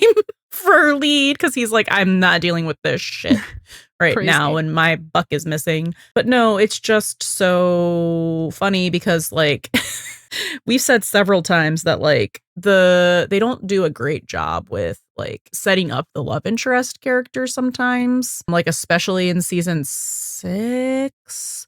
Like they just felt so out of nowhere. That was very shoehorned. Marital and Natalia. So yeah, I think he's smart to not just be like, oh, there's a female here and I could make that happen, so I will. Like, it's like, no, you want to be true to the character, and there needs to be chemistry, and also it needs to be a story that makes sense for that character. But also it's the fact that he specifically is like, I think the successful couplings on the show have been existing characters. Literally, who is an existing character that is age appropriate, that he can date, that is a woman.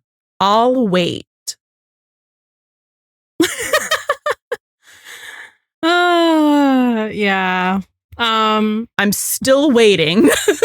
No, but when you really think about like Anna and Taylor as well, like they don't work because they're not in the.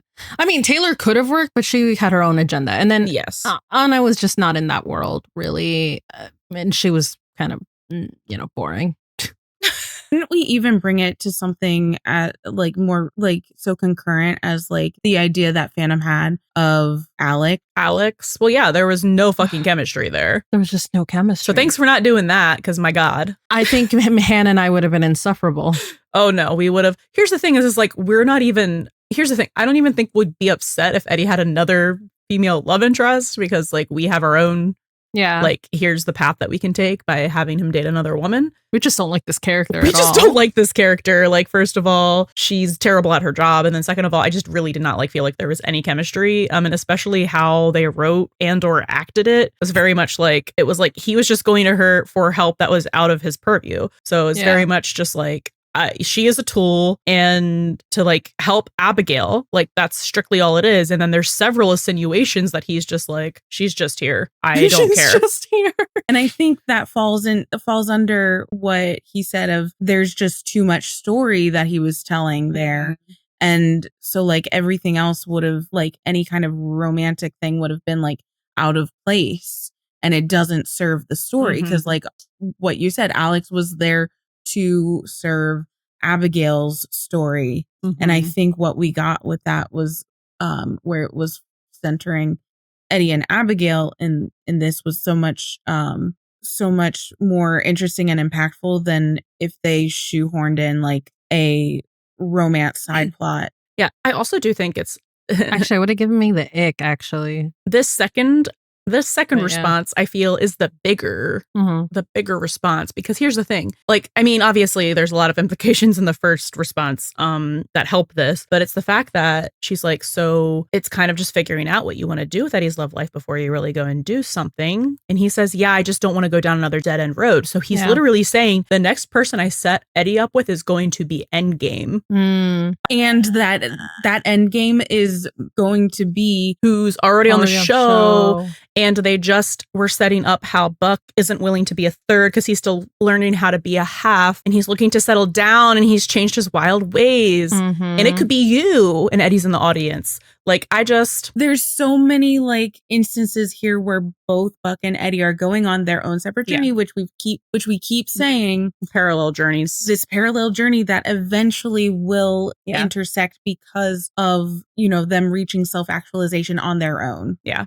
And listen, okay, I will say, I will do the Rachel thing where I like have a caveat of like, well, that could be, I know. No. Maybe it's not another dead end road in the way that it could be a relationship that leads to a realization. Because that wouldn't be a dead end. It would be a closet door opening, Because that's really the only option I see. It's like you either have him date another woman who helps him realize that he's gay, or you have him realize it's Buck. I feel like those are the two options. And he even basically said that here without saying it, because it's like there are no single women of age appropriateness unless we're hooking him up with Athena. That's literally the only option.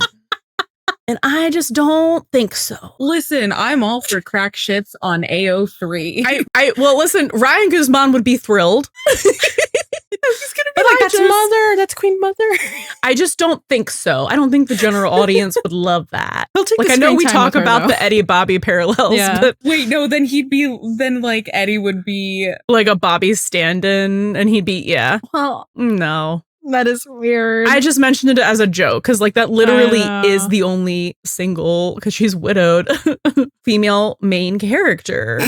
They're gonna be making Eddie go through like a cougar phase. God. I don't know.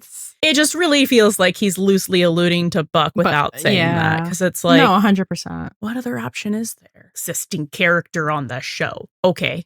No, but and even then, like at this point, like if we're talking about this season specifically, at this point of the season, like to your point about like a door opening, so he gets with a female character who makes him realize that he's gay. I mean, I think we're way past that time frame, so that's not happening, at least for this season. No, he's unmasked enough to be like, I don't want to date another woman / person, I don't think he would put himself through that at this point. He's made it very clear. Yes, and I think that would have had to be set up before we started that storyline of he's not interested in dating women. It's like, why is he changing his tune all of a sudden to do that, Yes. He does not want to date a woman. He does not want to date a woman. He doesn't He's even want a so- woman's number in exchange for the correct spelling of a last name. That's crazy. This man's tired. He doesn't even want to go on one single date for charity. He would rather be $2,500 poorer. Like, crazy. Anyway. Welcome to the Buddiemaxxing section. Or, you know, carry on my wayward son. Yeah, whatever. Whichever one. Sure. Either is fine. The last one's fine. I have a trauma response. It's like I'm healed, but I'm not. No, I'm cured. Supernatural who? It's just that I feel like I should be watching Supernatural. I think that's what it is. But I'm also, Supernatural. I do every time it like pans out and I see the car. I'm like, where the fuck is the Impala? Where's the Impala? Breaking Buddy news. Married behavior version. They've never been more married. Yeah. Or divorced or remarried or it's all of separated. Those. Whatever you want. It's all your of poison those at the same time. Yeah. They're so, on top of that, just being dramatic for dramatic and bitchy for bitchy. I mean, we'd love to see it. We'd love to see it. More of that, please. You know what we should have said at the beginning when we were doing a review? Jonathan Lawrence, how does it feel to cemented yourself in 911 history as the buddy fight director? Like, you are now, you hold possession of all future buddy fights. And we're okay with that. Yeah. We love it. Very okay. The way you direct a fight, sir. Unmatched. Then we have, this is low-hanging fruit, but I don't really have a full-form thought. Straight shot 30 hours for like their road trip home. And I was like, straight shot. Well, it didn't end up being so straight, did it? So interesting. No. And then I was like, I don't know if we can Taylor Swift numerology 30 hours into something, but... Oh, like we did the slow cooker from last year. It was like 7 hours and 15 I was like, can we minutes? do something with the 30 hours and all the o'clocks and like combine it and like figure out when gay Eddie is supposed to come out, like literally. Yeah. Feel free to do that math. I'm not. No, I'm not. I'm breaking too tired. my brain for that one. All right. I guess I'll do this next one. I love Eddie folding, and he does it at the airport when Buck is like, I got a rental car and we should drive and it'll be fun. And then like, and then he's like, just selling the idea to him. And then Eddie's like, just smiles. It's almost like his own like, he smiles and he's thinking about it. And it's almost like his little like, girl who's going to be okay smile. Yeah. He's like, wait, we don't get those for Eddie. Huh? So we don't really get those for Eddie, but you're right. Because he's never usually happy. He's never really girl who's gonna be okay. No, he's always a girl who's going through it. Yeah. But like the way he just kind of like thinks about it for a second, a smile comes on his face. He's like, you know what? Fun. Yeah. It's adorable, but folds like a cheap lawn chair. Yep. And then just the entire 10-minute road trip montage, peak married behavior, because you've got the singing, the ranking movies, the car games, the angrily waking your partner up when they fall asleep and they can't be asleep because you can't be asleep, so they have to suffer with you. And getting sentimental about how much fun they're having with each other. Just like, it's classic road trip, but it's also classic like partner married people road trip sort of thing. Like, it felt very When Harry Met Sally in a way. The rom-com. Wait, I'm sorry. I know. Wait. I know. Wait.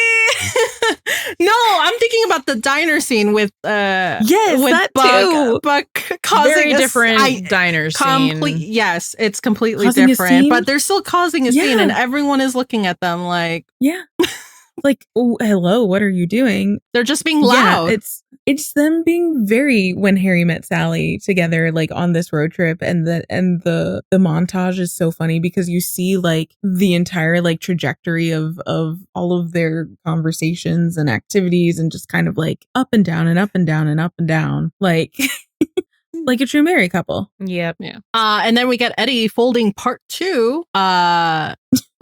When Buck, they're stuck in traffic and like Eddie's like, this was a bad idea or whatever. and so like Buck's like, you know what? We can avoid the storm if we go south and we take the I-10. And then Eddie's like, yeah, but everyone else has like the same GPSs. Yeah, but what people don't have is me. And they just basically, he folds to take the back roads. He does the same thing that he did with the airport or the rental car suggestion, where he takes a beat, thinks about it, and is like, okay. Yeah, okay. Just like that. Yeah. No, they're very easy for each other. Yes. In this way. Like it's very much just like, well, yes, I'll like do that if it makes you happy, or like, yeah, of course we'll make it fun together. Like, yeah, I love that about them. But yeah, then we have obviously the marital spat in a public space. That's so married, divorced, separated, reconnected, whatever you want. It's all of those. But I won't repeat the entire dramatic conversation, but there's some interesting bits. So we have when Buck says like, so if I said jump off a bridge, you would just do it. Oh, actually, I probably wouldn't even have to say it. You'd already be jumping, seeing as you have a death wish. And Tim was asked about this in the TV Insider interview with Meredith Jacobs. And he said, I don't think Eddie necessarily does have a death wish. I think the reason he jumped off that bridge is so that Buck wouldn't, which is exactly what we said. So yes. Yeah. In 901. Love that. Yeah. In 901, yeah, he was doing it so Buck wouldn't. And I think that continues to stem from 817 with Eddie feeling so bad about not being there. Yeah. To see if he could have done something different. If only he was there, then things would have been different. So like it's just another way for Eddie to protect his family. Yeah. So just kind of bringing it full circle, like this argument wasn't about what this is, right? It's not about, you didn't have to get off the I-40. You didn't have to do what I tell you. You didn't have to jump off a red. It's not, this argument is not about that. It's a proxy argument for all of the things left unsaid. Yeah. That stem back from 817. Thank you for coming to my TED Talk. So while they're at the diner. And after, before the argument, while Eddie is not choosing joy in eating, which is also like preceded by, you get cranky when you don't eat, which again, married behavior. So second of all, and I'm kind of cornplating here, after Buck is done, after going through like 4 plates of food, he has this last piece of sausage. Of course it's a sausage. And of course it's a sausage. What do you mean? And he's like holds it out. He kind of like offers it to Eddie. He's like, last chance. Are you sure? And I was like, please. Damn. I don't know. There's just so much to unpack there. It had to be a sausage too. Oh no, that's a metaphor. Yeah. Tim is actually one of the funniest people. Also like, yes, on the planet. Yeah. Also kind of like tying into the title of the last episode, like going not the last episode, 9/11, going once, going twice, going last once, chance. Twice. Yeah. Okay, if you aren't a best buddy, we had a whole best buddy segment that you can have if you join the best buddies tier on Patreon, obviously, but where we were like breaking down like what Buck and Eddie were thinking during the auction, like kind of getting into like their in heads. Their head. Yes. And I brought up like how Eddie was making these very interesting faces, and it was giving going once, going twice, giving very much like the time is running out. Like my time is limited because he's in a room full of people with their paddles up. Buck's like, I'm ready to settle down. And all these people are ready to take him out. And they're looking at like that full version of him instead of just looking at like, the just like sexy firefighter version of him that like all of his other partners have just kind of gone after his looks. But these people were presented with like the real Buck. And so he's sitting there like watching all these people interested, and it's like his face is going through some emotions. And I guess cornplated that that maybe he's feeling some kind of way about like having some sort of fleeting feeling of like something slipping through his fingers, but not understanding why he feels that way. So yes, it absolutely is giving like last chance, going once, going twice, time's running out, like sold. It's the last bite, my guy. You don't bite, it's gonna be gone. Wow, Tim is funny. He's so funny. Then it wasn't just Harley, like this entire diner of people thought that these two were fruity. It's just a diner full of regular people just looking at Buck and Eddie and saying gay, basically. Yeah. And then we did talk about this in Eddiemaxxing, so I don't know if we need to really get into it unless we want to talk about Buck's point of view. But I mean, we can, because with Harley and his gang, you know, just like assuming Buck and Eddie are a couple, like we mentioned how Eddie gets like super defensive and Buck's just like Ignore it. unfazed. Ignore. Like, I don't know. I guess that's like the first time that we've ever seen Buck deal with any sort of like homophobia, biphobia, anything like that. So this is his response, and it's just like not engage. Like, do not engage. Do not like pay them any mind. Just kind of, who cares, right? Yeah, I don't know. There's something, because you don't see Buck's face for very long when the accusation first happens, but he is kind of like he makes a face that's kind of like really like he rolls his eyes, just kind of like, ugh, and really? I can't tell if it's like homophobes or like, again, like I can't really make it out, but there's something there. But he is really much just trying to de-escalate the situation, which is so interesting because like it's like the exact opposite of what we saw in the crossover, the Nashville crossover. He's like, they really like flip. He's like, it's not worth it, Buck. Let's go get some electrolytes. And Buck's just like, we're not doing this. We're not doing this. Yeah, he's not, like, hey guys, we're not doing this. Yeah. Like, and he's like, sit down. And then he's like, you sit down, Buck. Like, don't you get in this? Like, yeah. I'm fighting for your honor here. Your honor. Needle drops? Yep. So, well, there's one. I want to talk about a needle drop really quick. So when they are in the diner and it's like at the end of that scene before they leave, like after the altercation. Is that what it happens? It's after the altercation. Yeah. It's after the altercation. Like after Earl's like, I think you best be going home and bothering your wives or whatever. This song is playing on the jukebox in the background. And they have some of these lyrics up in the transcript, like in the captions, which they don't always do. So I thought that was especially interesting because especially if it's like very soft in the background, they don't always caption it. Yeah. But the song is called I Want to Tell You by the Brimers. So this is what's playing after they had their fight and then the altercation with the homophobes and like being accused of being a couple. This is the song that's playing on the jukebox. Hey girl, what's wrong with you? Treated me bad. Now you know I'm so blue. I want to tell you, just want to tell you, I didn't mean to say those things I said. So now slow down, hear me crying. I don't know how our love keeps from dying.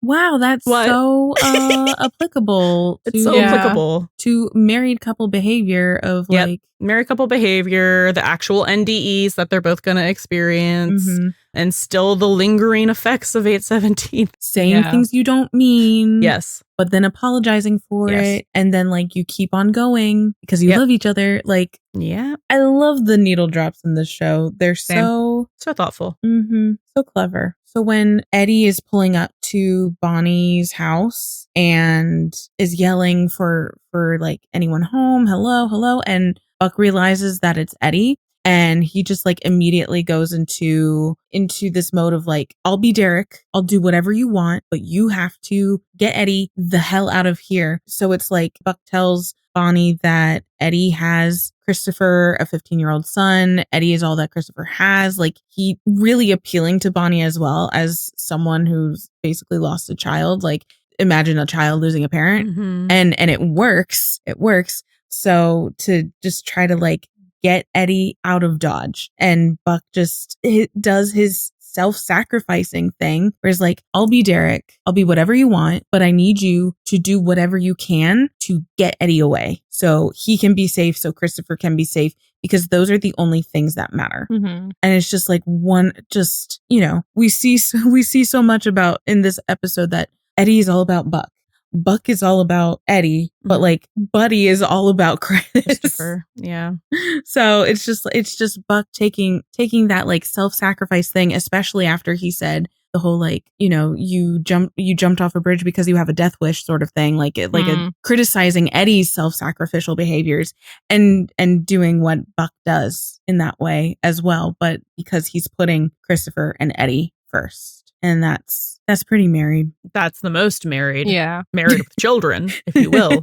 Yeah. So then it's like Buck says that Eddie is all Chris has, completely negating the fact that Buck is in Eddie's will as well. It's kind of like a will mention without a will mention a little bit. Like one of those things left unsaid, because Eddie is not all Chris has. Buck is there too, but it's that thing that we keep saying where Buck doesn't necessarily think that he has a solid place within that family. Whereas like Eddie and Christopher believe that Buck belongs with them. And we see like Eddie doing everything he can to get Buck back. So it's just kind of interesting that Buck is willing to do the most parent thing possible while also not acknowledging his role as this parent in Chris's life either, or Eddie's co-parent. So speaking of Buck being in self-sacrificial mode, Eddie is in I will kill for you mode, which, so, you know, Eddie doesn't normally, I don't think he ever wants to like resort to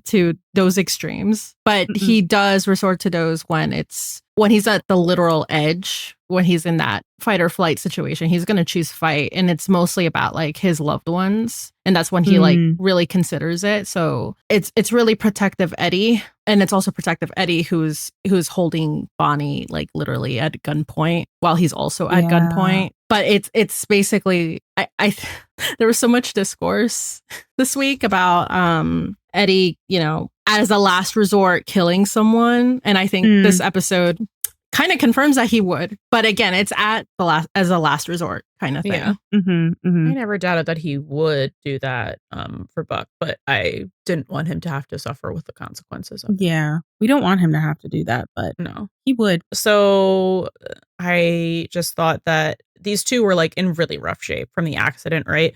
And they both had to really push themselves for themselves, like Buck for himself, but then he was kind of giving up. But because they weren't able to make Eddie leave and they went out there to like, you know, possibly hurt him, he really pushed through the immense amount of pain that he was in to like break free and save Eddie. And then Eddie was pushing through his pain and risking his freedom because he's literally a suspect of murder to save Buck. So that's just, if that's not, you can have my back any day, or you could have mine. I don't know what is. This is the most they've had to have each other's backs. Yeah. It's literally life or death situation. Yeah. Here's some news. There's a new record for Eddie saying Buck in an episode. I think it's a whopping 18 times. Good job, my guy. 18. Nice. Jeez. I think that also beats Buck's record. Oh my God, I would love Eddie. that. That was true. I think the unofficial number was 21 times for 811, but I don't. Maybe. I don't know. I don't remember. I'd have to refer to Jack's graph. Yeah. Jack has a full graph of it. I hope Jack updates the graph. Me too. Probably after season 9. I know we mentioned this already. The quote at the end, you should see the other guy. I am the other guy. I know, aside from what Han mentioned, which are the gay implications, I also took it as like a metaphor of their, you know, and then their entire experience from the beginning of the episode to the end of the episode, because they were in a fight together. Yes. So it's like how it started, how it ended. I love that interpretation. I think that makes it so like just like whoa, big picture sort of thing. Yeah. Also brought to you by the person who brought you Buck and Abby were basically Aladdin, show me a whole new world from all the way. Wow, that is a reach. It's like 105. Like 105. Yeah, so Buck and Eddie star in a Supernatural-esque version of Tangled, which honestly kind of walk with me because it's not really in the characterization, but it's more like the final act. It's more in the plot. So like Eddie as Flynn Rider on the horse rushing to get to the tower to save Rapunzel. Bonnie as Mother Gothel. I mean, and she's also holding a Rapunzel, you know, like tied up and basically like wanting to keep her forever. And then there's Rapunzel or Buck in this instance, sacrificing their freedom to like save their other half, because I'm pretty sure I think Rapunzel's like, let me heal him and then I'll be with you forever or something like that. Yes. Yeah. I love Beautiful. Tangled. This is so good. I'm pretty sure I made that. You made an edit. I remember. I made that edit of the 809 Eddie look. Like when he's like, you really did that for me. And I put and at last I see the light. Because I was like, bro be making faces like a Disney princess. Yeah. Princess. Anyway. Beautiful. Oh. So many princess references. Yeah. Are we ready for parallels and symbolism? So symbolism, the helicopter and the fire truck, they're both symbols of trauma for Buck and Eddie. So like the fire truck explosion or being crushed by the fire truck in 218, and then the helicopter crash in 315 for Eddie. Mhm. Also, Buck uses helicopter blade to try and pick the lock. Yeah. So he also breaks the helicopter toy, but leaves the fire truck alone. Just saying. Mm-hmm. Different metaphor here, but that is a different metaphor. I don't know what the fuck you're saying, actually. Tommy. Yeah, it's the choosing. Oh my God. The fire truck is Eddie. The helicopter is Tommy. Okay, fuck Tommy. I was looking at it as a way that he was like looking to help, like Eddie to help him. Yeah, it's the better one. That is the better one. Yes, because we're here to talk about fucking Eddie. Oh my God. Okay. Then we have a parallel to 217 and the car accident that Shannon's in, except this time he can save his partner. Good times. We have a bunch of season 4 storylines for Buddy kind of visually referenced. So with Buck, we have with Buck Begins kind of experiencing being a replacement child for parents who lost their kid to a motorcycle accident for Bonnie and I was about to say Clyde and Earl.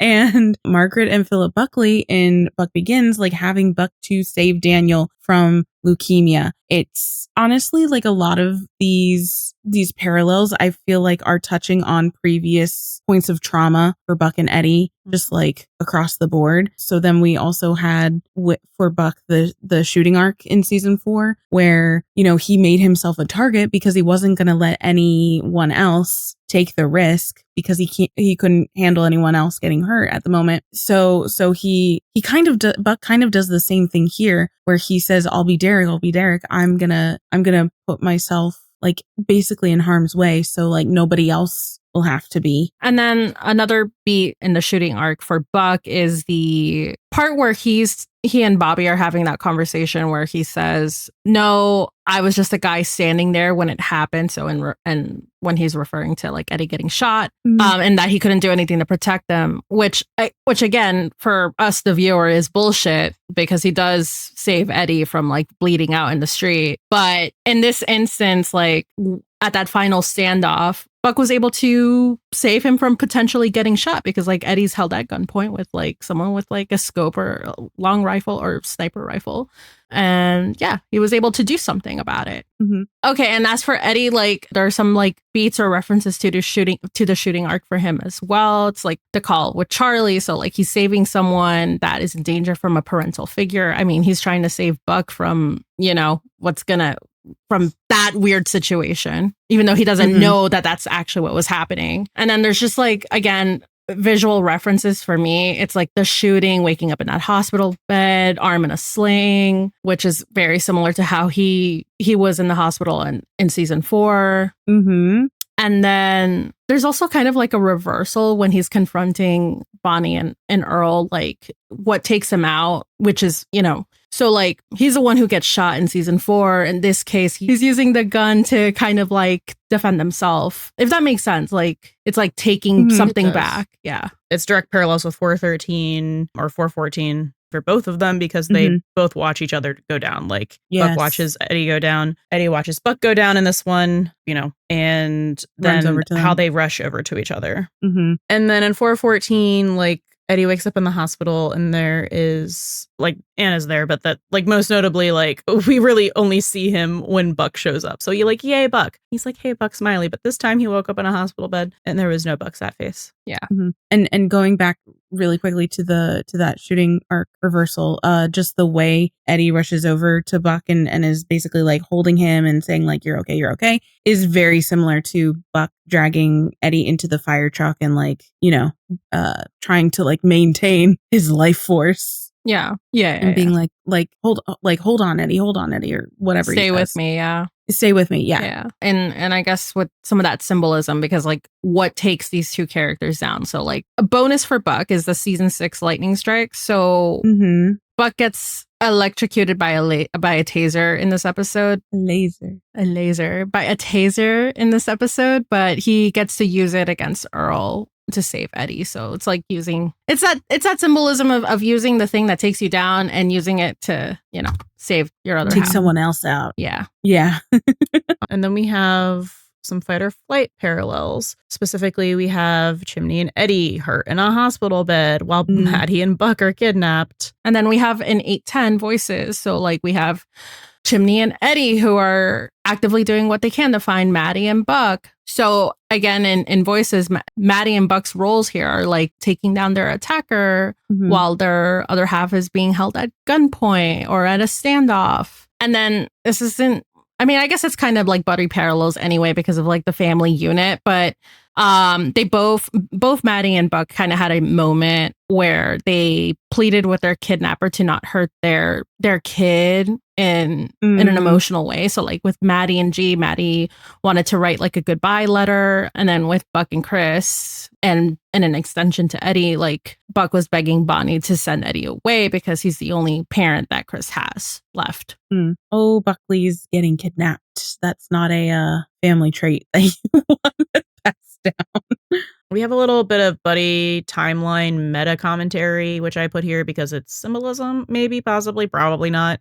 I think I mentioned it earlier. So we have straight shot 30 hours, but then they have to detour back roads to avoid the Rocky Mountains. I don't know. It just seemed a little particular in the wording. And then the end when Eddie's like, so we could have just waited for a flight. And then Athena's like, then you wouldn't have gotten a chance to see the country. So I don't know. Commentary about buddy timelines and taking the back roads and enjoying the view and the country and the scenery and the journey, even if it's rocky. Yes, it's all about the journey. Yes. Not necessarily the destination, because you're going to get there anyways. So it's just like, you might as well. And even Buck says, when they're in the diner, like they're not going to make it in time. So we might as well, like, we're not in a rush. We're not in a rush. This is a slow burn. Yep. They're taking the scenic route, but they'll get there eventually. Yep. I love that. Ooh, that's smart. We have more divorced couple with buddy parallels, which is really interesting in the last couple episodes. So we have notably Bonnie and Earl being a divorced couple. Also, Bonnie and Earl, Buck and Eddie, B and E. That's just an interesting choice in names. Yeah. Just throwing that out there. So it's almost like Bonnie and Earl are this like weird, like funhouse mirror parallel of Buck and Eddie, like if they ever lost Chris, but like crazier. Right. So it's also kind of a reversal, because Bonnie said she divorced Earl because he was a coward and he was weak. It's also what Eddie isn't. And what he had to do to save Buck was willing to use Bonnie as a shield and even like kill if need be, because Buck's life was in danger. Yeah. I also think it's interesting too that, like, in addition to Bonnie and Earl, well, you have this like divorced couple who's obviously they're working together, they're committing crimes together, doing some weird stuff here. But that kind of also made me think of Philip and Margaret, because in 9/12 it was Maddie and Buck talking about like who like divorces each other and then like gets in an RV and, you know, drives cross country together. And it's this like stick to itedness between them. So just like Bonnie and Earl and Margaret and Philip, and that entire episode in 9/12, like Buck was equating his parents to him and Eddie. Okay, so there like, it is. I was waiting. That Are we bringing it back? Yes. So Okay, there you go. Sorry, That's okay. I also took the scenic route. But you got there. Then we just have Buck and Eddie being incapable of being mad at each other for more than 10 minutes. Every single fight. I think the season 3 divorce arc, I think, was their longest, to be honest. It was like 2 episodes. Yeah, it's like 2 episodes. And then we have in season 8 in Sob Stories. I mean, it lasted half the episode. I mean, and it's kind of like, here's the resolution, right? For season 3, like Buck apologizes. Eddie forgives quickly. And episode 9 of season 8, Buck apologizes via grand gesture. And then we have episode 17 where they make up literally. So it's like the kitchen fight scene. And then the next, it's the next 2 scenes, because like Buck wakes up and finds Eddie missing. And then we have Eddie coming back with Christopher which again, Eddie apologizes via grunt gesture. And now here in 913, Buck apologizes for calling him gloomy, which is so funny to me. And Eddie's like, forget it. And then, you know, the whole thing about the back roads. Yeah, like they're just very easy for each other. Yeah. Yeah. He, like Eddie says in 306, it's like, you know, Buck is like, whatever I need to do for you to forgive me. And Eddie's just like, oh, I forgive you. Like, it's that every single time. Yeah. Every time. I think he's annoyed by how easily he forgives him, to be honest. And that's one of the reasons why he's so grumpy in the diner. Yeah. Absolutely. And then in early season 5, episodes 1 and 2, with Eddie having, a panic attack when someone assumes that Anna is his wife. And he's just like, no, I can't be married. And it's just like, but you don't see him have any sort of like, oh my God, panicking reaction when someone heavily implies multiple times that he and Buck are a thing, a romantic thing. No, like, and if anything, his reaction is confirming it to these people. Exactly. Like, because that's not how people who aren't together behave. Like, we call him Buck. Yes. And that's it. That's the only correction he makes. Like, yeah, no, and that's important to him. Yes. Apparently. Like, you're going to get his name right. That is not Evan. Yeah. That's Buck. That's my Buck. Crazy. And then I think the last parallel we have is just one that just keeps on going, like the fucking Energizer Bunny, new shapes and forms, but it all is connected. So we have Eddie saying, I was looking for that, and points to the truck with the floodlights. Says, I didn't think I'd find it here, though. Okay. Mm-hmm. So similar to, I don't know, 818. Where are you? Right in front of you. Similar to 905. You were looking in the wrong place. 907. At your whatever o'clock. And it's wrong. In Nashville, the crossover, season 1, episode 12. It's again, whatever o'clock, and it's wrong. So it's like, it's very much like 818 is the thesis statement of where are you right in front of you, but then they just keep getting it wrong. They're looking in the wrong place, or they didn't think that they would find it there. Mm-hmm. So in conclusion, gay. I don't know. Buddy canon. Like, why do we keep doing this? No, like, they'll find each other eventually. Yeah, it is so interesting. It's got to click for one of them, like, right, soon. Yeah, it's like, why else are we? Why such specific this phrasing language? I don't know. This phrasing is so interesting. I was looking for that. I didn't find it here though. Bringing it back to the 905, you were looking in the wrong place. Also, kind of like you find it when you're not looking for it, sort of thing. Mm-hmm. Yeah, like it just feels like so significant. That idea has always been significant since, like, again, a certain interview that I keep bringing up for some reason because it sticks to me. The whole, when I find myself or when we find ourselves and then we'll maybe find each other. That's paraphrasing that one interview, but it's still with Ryan. Yeah, the Ryan one. Yeah. Is that the Us Weekly or the early Sophia Soda one? Not Sophia. I know it's not Sophia Soda. That's all I know. That might be an Us Weekly one. Yeah. I'll find that again at some point. But yeah, significant phrasing for sure. Yeah. And then just to wrap up our buddy section, we have some what if buddy forecast, but if it doesn't happen, it was just clownery. This one might not be clownery. Hedging our bets. I don't think these are really clownery. So I believe it was teased by Tim in one of the interviews from Thursday night, where there will be a aftermath conversation in 914 about how, like, Buck is basically not dealing with things properly after the kidnapping. So we'll be seeing some of that literally in the next episode. And what I have is also related. I'm looking back at 912.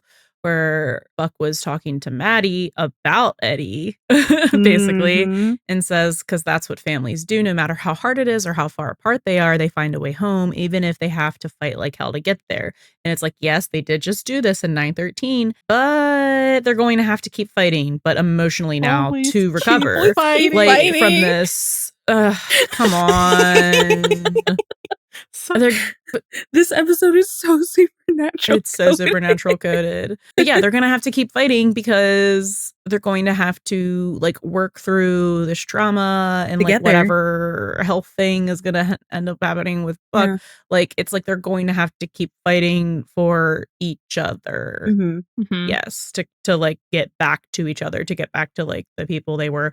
And also just because they still have to fight to get back to who they were before that 8/17 fight. Yeah. So this feels like a significant like hinge point for that. Yeah. So like it'll be interesting to see going forward, like how, you know, we've been talking about this since basically all of season 8 and season 9, where it's like they're not quite on the same page. And this might be that turning point to be like, okay, well, they do have to actually work for it like a relationship, but they can get to that place after all of this. Yeah. But they're going to have conversations. Yeah. So finally. Anyway, we'll see. That's our best guess of what is up on the Buddy forecast. On the horizon. Cloudy with a chance of conversations. And hopefully, well, that neither of them want to have. No. Okay. For our Buddiemaxxing section, we have some quotes from Tim because he wrote this episode and he did some press. Yay! Yay! He's out of jail. Yay! I can't tell you how long I've been waiting for Tim press for this season because there's been like so little. Almost none. Okay, great. So let's get into some quotes from the TVLine article with Andy Swift, which we have a particular fondness for. I wonder why. Okay, so Andy says, Eddie seems especially unaware of like how people perceive him and Buck as a couple. He said people grilled Buck last season about whether he was in love with Eddie, but does Eddie really never ask himself if Buck might be into him? And Tim said, I think it's something he doesn't consider. I'm just going off of when Buck sort of came out to him as bi. Eddie was a little surprised, but then immediately it was like, well, whatever. I just don't think it's maybe a big deal yet. Yet is a huge word here. That is so interesting. The implications. It is so interesting. That was this very big sprinkle. And then Andy continues, well, their coupley banter was especially appreciated after seeing them on 911 Nashville last week. That was probably the straightest I've ever seen them portrayed. Not a single person mistook them for a couple. And Tim responded, well, clearly I didn't write that episode. I'm just saying. Never repeating the allegation. Wow. No. He just said, well, finish the quote and then I'll say what I was going to say. So he said, clearly I didn't write that episode. I'm just saying it shows up when I do. It does. You know what? I'm done apologizing for it. And then Andy said, don't apologize for it. We want more. And Tim just said, good. And I agree. Don't apologize for it. Same. Do more. What do you mean that all of like the married stuff just shows up when you write it? Yeah. Like, that's hilarious. I also just like on the record, obviously, if you listen to our episode covering 912 and 112 of 911 Nashville, we don't agree with them not being written in character or them being like straight. But that is so funny that it's just like if I wrote it, they're fruity. Yeah, he's like, well, I don't know about that, but couldn't be me. They get accused of being a couple when I write them. Okay. This is the first time. Well, no, it's the second time. But like, this is the first time like in front of the other that they're being accused, but they're not like totally reacting to it, which is, something. Yeah. I mean, Buck does this little like kind of like sigh, closing his eyes as soon as he realizes like what they're implying. And then he's kind of just focused on getting Eddie to not beat the shit out of this guy. Yeah. And then Andy Swift asks, did you have a personal favorite moment from the episode to see play out on screen? And Tim says, there are a few, actually. I work really hard to make every scene something I would love. One of my favorite things is the setup. I love the first act, even though the story doesn't start until that car crash. I love them in the car. I love the jump cutting around to him driving and Buck being asleep. I love the bickering. I love the scene in the diner. I loved all of that. But I think my favorite moment is at the end when Eddie says, you should see the other guy. And Buck goes, I am the other guy. And Eddie's like, I know.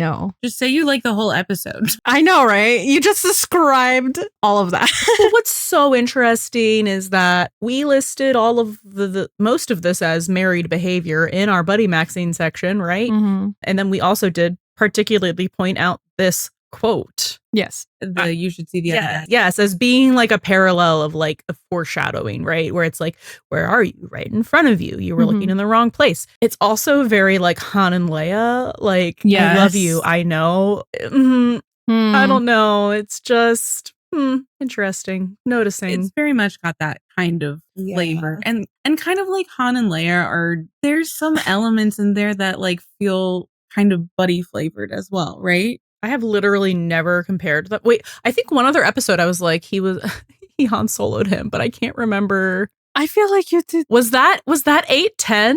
Yes. It was 8-10 because Eddie was like, you do matter to me. I hope you know that. So he reversed. He finally got to do the reverse and pull it back on him because he was like, Eddie said, I hope you know you do matter to me. And Buck just smiled and goes, I know. So this is not the first, but the second time, but in reverse that they have done the Han Leia thing. So very interesting. You should see the other guy right in front of you. Literally right in front of you. Are we getting closer? What are we? Anyway, Andy said, in addition to being great buddy fodder, it was just an intense episode overall. And Tim said, the thing I really liked about it was that it wasn't just Buck's story, it was also Eddie's. It felt pretty evenly split, which is what I think makes it work for me. They get separated, but then it's Eddie doing everything he can and Buck trying to save himself. And then they end up saving each other. I really love that. So do we. Yeah. Endorsed by us. Yes, and we highlighted that like specifically where it was very much like, I think it's the first time that they've been able to like consciously save each other, which is very cool. But also how this was directly foreshadowed in episode 12, where you have Buck saying the line about like fighting to come home to your family. He's specifically talking about Eddie. So after he made that leap from talking about his divorced parents who weren't fighting to stay together, it's just very interesting. I'm so sorry. It's my favorite word, apparently. And I think it's so important that both of them were working separately, but in equal measure. Yes. To get back to each other. To get back to each other and to come to home. save the other one. Like, because they didn't have like any communication when they were separated like that, but they were kind of taking those same steps. Like we talked about it earlier, where it was like in the way that it was edited, Buck and Eddie were kind of like working on their escape routes at the same time. So it was just like a very parallel journey back to each other. Yeah. Yeah. And like, I didn't get to say this earlier, but it's just so interesting that, you know, we have the quote about like fighting to get back home, but like home is for, you know, the other person is each other. Does that make sense? Yeah. Well, that's something that the show has said multiple times. Like, home isn't a place, it's a people. Yeah. That's Thor Ragnarok, but yes. What? I think that's Thor Ragnarok, but yes. I love the Marvel reference. Pretty sure they've said something adjacent, but Probably. It wasn't that word. That wasn't that wording. It wasn't that wording. That was a direct quote. I know I've heard this before. I don't think it was said in an episode. She'll come back. Okay, anyway, then Andy Swift said, danger is par for the course with these two, but there's no way they're just going to move on from this, right? And Tim says, not at all. There's a real fallout, which questions, first of all, I'm glad that they're not going to be just better because this was traumatic. And also there's like more angst to be had from this, right? That we were hoping to see. So love that that's getting confirmed. But also the choice of the word fallout is specifically interesting. That is really interesting. When Fallout is season 3, episode 9, which we have covered and then re-released it recently because we were like, seems like we might be leading up to something, I don't know, adjacent to this. It's literally the scene where they're like, want to go for the title. And famously, Oliver Stark was read this part from the script on the Smith Sisters podcast. Then he dubbed the scene super gay. So take from that what you will. Okay, so we've got Fallout, which, like you said, we re-released. We also re-released our 817 kitchen scene dissection. Sure did. And knowing that there is conversations that are probably going to be had in 814, are we going to christen Buck's Kitchen? In 914, are we going to christen Buck's Kitchen with a With a fight or with some homoerotic or tension or a fight with homoerotic tension? Yes, that one. ¿Por qué no los dos? You know? ¿Por qué no los dos? And like, let's be real. There's always an element, and I feel like we can confidently say this because we've gone through, 3 seasons worth of press from like back in the day in our rewatches. There's always like an element of like a little wink, wink, a little pun dropped somewhere in Tim's interviews, which that fucking tree. Did we even talk about the tree? No, we did not talk about the tree. Sorry, Rachel, finish your sentence. Fucking Jesus Christ, motherfucking Timothy Minear. I swear to God. No, and okay, wait, Rachel, finish your sentence before I get into the tree of it all. Okay, I was just gonna say, like, I especially love a pun, and like sometimes we can kind of like catch on to them in the moment, but sometimes they just like really show themselves in hindsight. It's like, that's what you were talking about. That was like a little like wink, wink, nudge, nudge. But yeah, this is the Taylor Swiftification of Tim Minear that we've been talking about. It's the Easter eggs. So what were you going to say? Yeah, so about that tree, the tree made a cameo appearance, or sure did.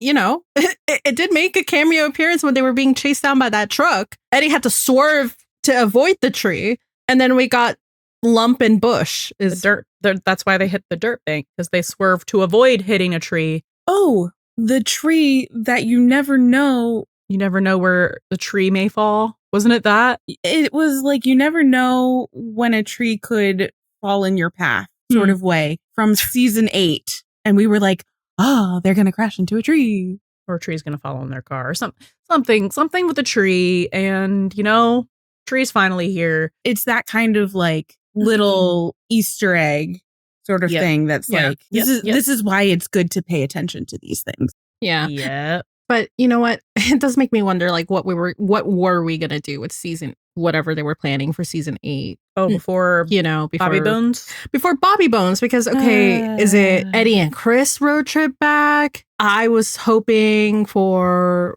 Buck flying down there and then they all road trip back. Or maybe Family plot twist would have been like Buck and Eddie road trip 2. Wish list. Road trip 2 to get Christopher. I don't know. Okay, so in an article from TV Fanatic written by Whitney Evans, Tim Minear basically shares how the sausage is made. Like, he really goes into detail about like how he planned out the episode and some of the things that he loved about it. And some of the things that he really loved about it was the first 10 to 12 minutes of the episode. Even though it's like the first act is the setup, it's literally everything to him. So he says, I mean, seeing those guys banter, and then, as you said, it's that thing where it's the people that you're closest to who can get you to snap fastest, and they can do it with shorthand. They can do it by just touching a nerve. Them kind of rocking out and having fun and laughing and scratching, and then Eddie just slowly getting more and more annoyed because of the traffic jam, and then they get lost. That to me is everything. And then sort of the other plot version of this is that Buck and Eddie needed to get into a squabble in public so that I could make the Eddie side of the story track with the sheriff saying people overheard you fighting. Everything is there for a reason, but I think it's all very true to the characters. But yeah, so like he goes into that much detail. It's such a good read. And then he says such a funny line in here, purpose of nothing, but he's like, Eddie's trying to get to Buck and they're coming together right at the moment of climax. Like, my guy. Oh, I know, Tim. Yeah. I know you loved our Bachelor party breakdown episode. He sure did. I know you loved that. It's like blinking man gif, like my guy right at the climax. Pretty sure we talked about that with the champagne bottles. He literally did in detail.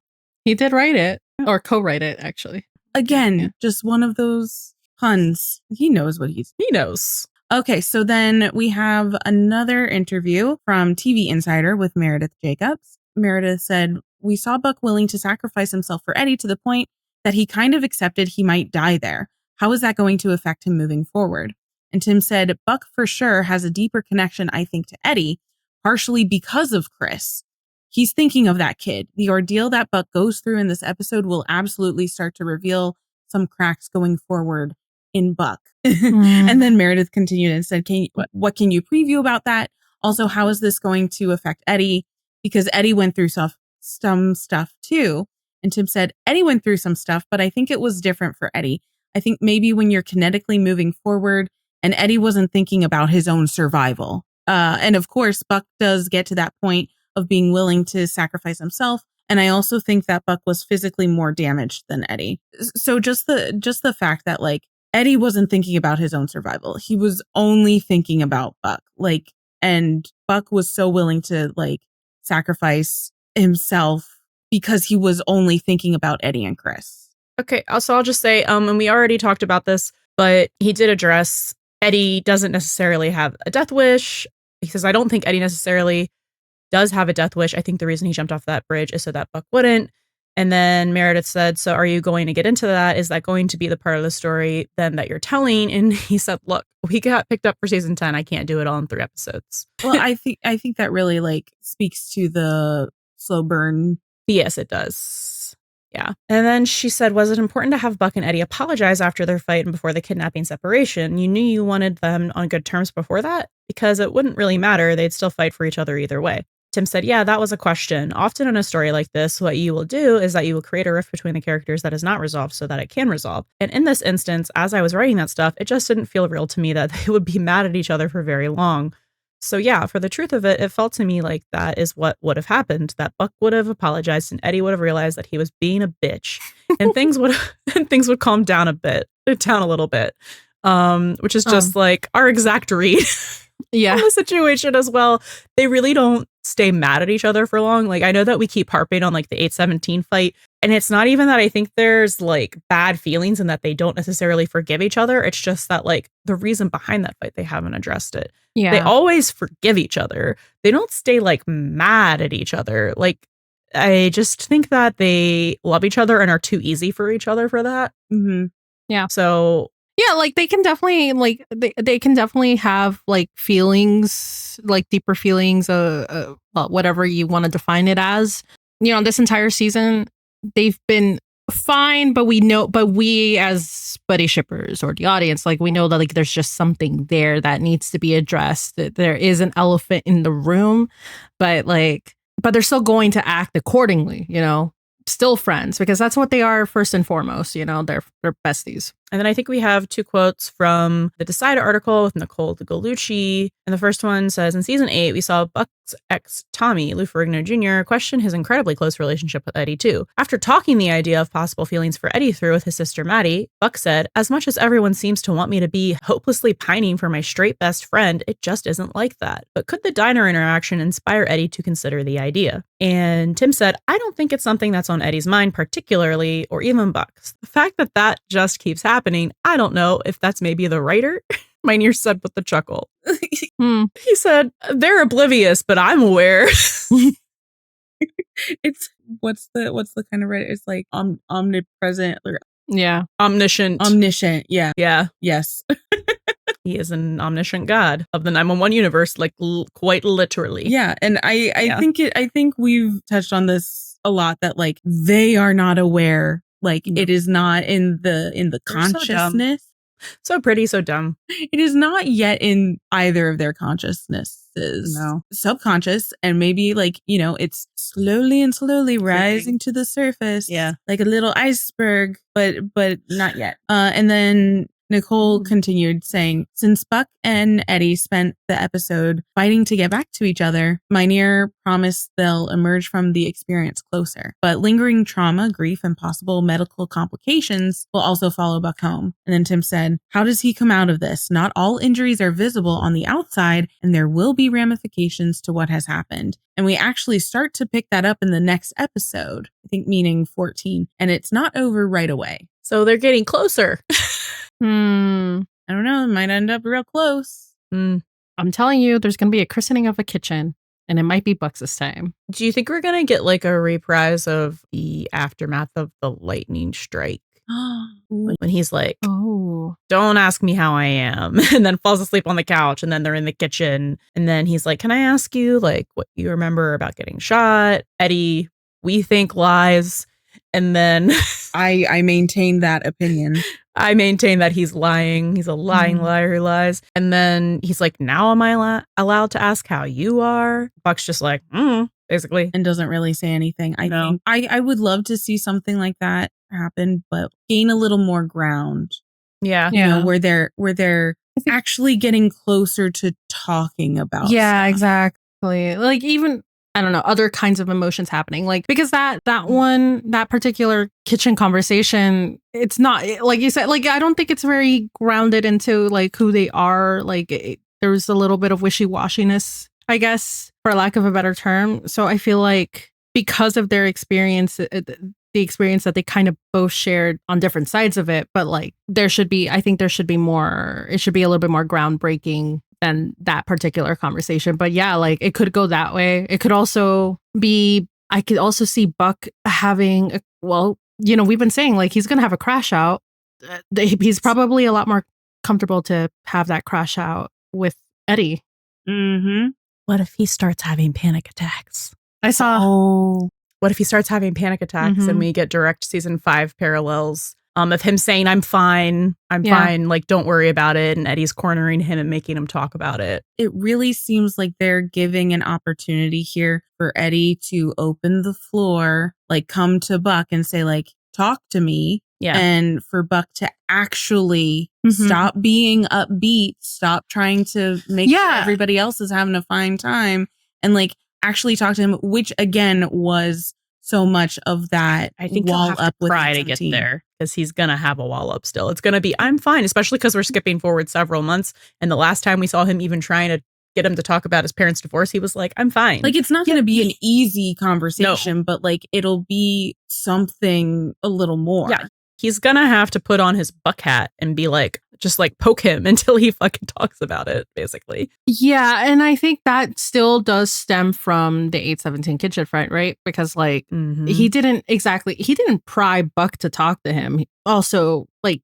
go up to Buck and be like, I wish you would have asked me about what had happened. I mean, I think we got like a hint that is something that's going to happen because of 9/12, because of like that lingering shot on Eddie, because like Buck didn't want to talk about the divorce. And it's like, for me, it's like Eddie being like, man, I wish you actually would sit down and talk to me. I know there's something, there at least has to be something that you could talk about with this, like to process or something, even though like he's acting like he's fine. Like I think Eddie knows deep down he's not fine. And this is for sure the opportunity to, and it actually is a reverse of like in season 5, you know, when they were having that dinner with Taylor and Buck's like, I just want you to talk to me or something like that. So like we can turn it around and make Eddie say that.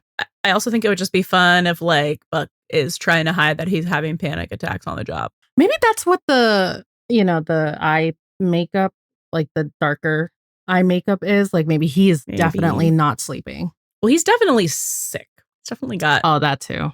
Something happening in the next episode. So maybe it's panic attacks. Maybe it's actually like sick symptoms and he's trying to hide them. Like Bennett was. I don't know. We'll see. Ooh, would they do that again though? They could.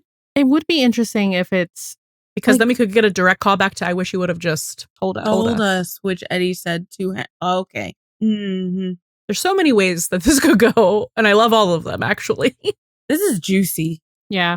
Delicious. So I think with that, it leads us into our best buddies section. So shout out to our best buddies on Patreon. Thank you so much, Aaron, Alexandria, Amber, Amy, Anthony, Asha, Aubrey, Christian, Dana, Eveline, Gracie, Jane, Joey, Juan, Jules, Kate, Kelly, Kenny, Kitty, Quincy, Maya, Mishi, Nat, Persephone, Poppy, Rebel, Sheila, TJ, Tristy, Vera, and Zachary. We're about to start a mini segment about Mother's Boy and supernatural parallels. It's exclusive to the Best Buddies tier of Patreon. So if you'd like to hear special mini segments from each episode and get a personalized shout out, subscribe to our Patreon. Be our best buddies. Woohoo! So we have kind of short into the looking glass section this week. Thank God. Yeah. It's been really long the last couple of weeks. Listen, guys, we don't fucking know anything more than we knew the last 2 weeks. No. With upcoming episodes. Just like a couple season parallels. So 9/13 and 2/13. Cute. Fight or flight. Buck coming to save Maddie, but she saved herself. And also a hospital jail. Buck and Eddie have both been in it. Aww. cute, when Buck is talking to Bonnie and says like, he has a fever after a car accident, that could mean any number of things like bone trauma, internal bleeding. And he says like even blood clots. So that's a reference to season 3, obviously. Like the people who know, like everybody knows. But that's just interesting to bring up again right now. So especially when we know that Buck will not be feeling his best in the next couple episodes. I think namely 9:15. So that's just like foreshadowy, interesting, something to keep in mind. And then this parallel, it's not so much like a season parallel. It's more of like a parallel across like throughout this season where we see a lot of this like stepping into it with people where someone is playing a part or a role in order to, help them. So we saw this notably with Eddie and the graveyard guy in 905 where he was like, oh no, he's dead. And like playing along with that, like stepping, like playing a part. I just said that. And then we saw Eddie do that again with the vet. I forget his name at the moment. Is it Cowan? In the grocery store in 908 War, where they were trying to,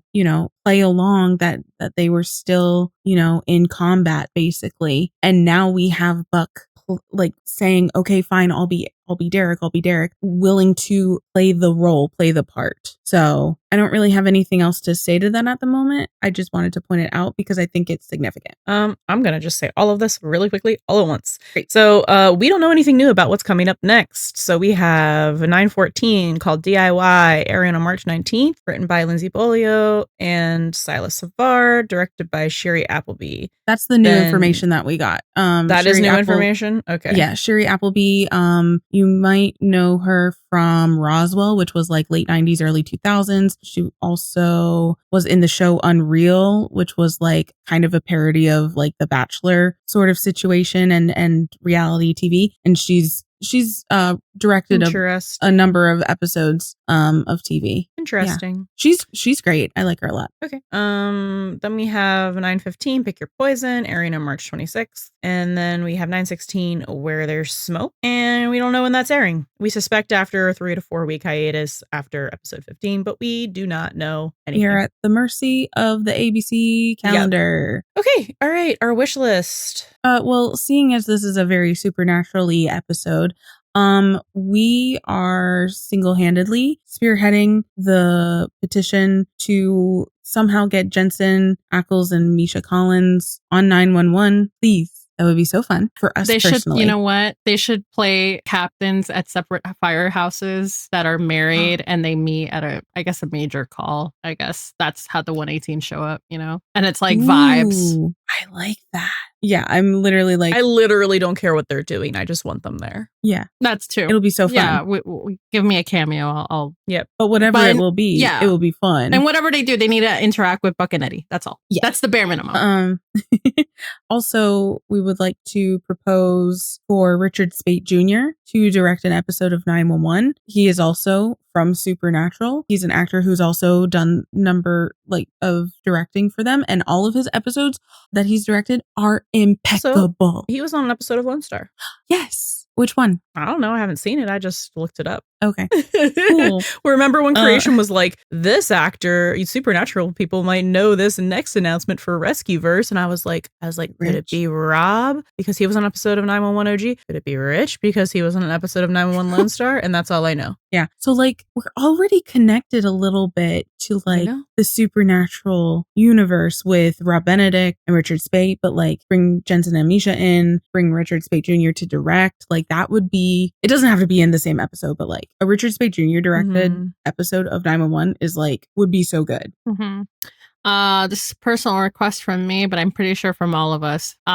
We need more Eddie and Brendan Fraser from the Mummy hair. Thank you. Particularly whatever Eddie's look was in the hospital. Love that hairstyle on him. Beautiful. It was kind of 90s-ish. Yeah. Right? Yeah. Look, anytime you have his hair falling on his face, give me more of that, please. Yeah, thank you. And also, I'm sure we mentioned this already, but Buck and Eddie need to have more quote unquote vacations that turn horrible, or maybe not too horrible, not as bad as this, maybe. it could be horrible in a funny way instead of horrible in a horrifying way. I'm gonna start back up the campaign since we're reaching the tail end of this season. To say Buddy Opening Emergency season 10. And I'll be saying that every week. Thank you for coming to my TED Talk. You forgot to say Gay Eddie. I mean, Gay Eddie, man. Give it to me now. But preferably by the end of the season. I keep saying like preferably by 9/18. On 9/18 is perfectly acceptable as a cliffhanger even. But Buddy Opening Emergency, because we've never had a Buddy Open Emergency and we've never really had an opening emergency focus on Eddie, like literally at all, other than his kid being missing and him like being clueless about it until like the very end of it. Like he had no idea that anything was wrong. So like I need the angst. So give it to them. It can be Buddy Opening Emergency, but also Athena because it's Angela Bassett and you have to like focus on her. But I, as much as I adored this opening emergency and the last opening emergency, I just think that like Athena needs a break. Athena needs a little break. Maybe Athena can be like coaching them again. She's so not fun. There. I think that's so fun. You know, having her be like the woman in the chair, kind of like Maddie a little bit. Yes. Exactly. But she's literally telling them to do crimes. Yes. BK do crimes. Yep. Exactly. Sergeant Athena Grant. I'm restarting the Buddy Opening Emergency agenda for the wish list. And I also I'm gonna start adding this to the wish list because I feel like it needs to be said, because what are you doing, Nevin Buckley? Wake up, stand up, look alive. I'm tired of you. Have your feelings realization. Jesus Christ, it's been over a season. Literally. Since competition with who? Bro, you just got accused of being a couple multiple times. Like, look at your life, look at your choices. The man came for you. Also, there is a point in the episode where I believe Bucket woke up. In one of the instances that he woke up while he was in Derek's room and Bonnie was doing the most. Oh, I think he said to her, people are going to be looking for me. And she's like, no, they're not. They give up. He says, people are going to be looking for me. And she laughs and says, people give up. Like those doctors, they gave up. They said there was no hope for you. And look at you now. You're on the mend, just as handsome as always. So I feel like are there two things? Are you doing Buddy or are you doing Buck? I was doing Buddy. Oh, because you were talking about, wake up, Evan Buckley, have your feelings realization. And I said, well, yeah, Buck, this man came for you. He didn't give up. Like, wake up, first of all. And it's kind of like abandonment issues, Buck, a little bit, you know, like feeling abandoned, but like Eddie would not abandon him. And we've seen that, you know, constantly, time and time again. So, well, that also parallels with the hold on, where's the 9/12 quote about like having to fight, like that's what family is, like having to fight. And she's like, people give up. So it's like, no, family doesn't give up. Like Buck and Eddie don't give up on each other.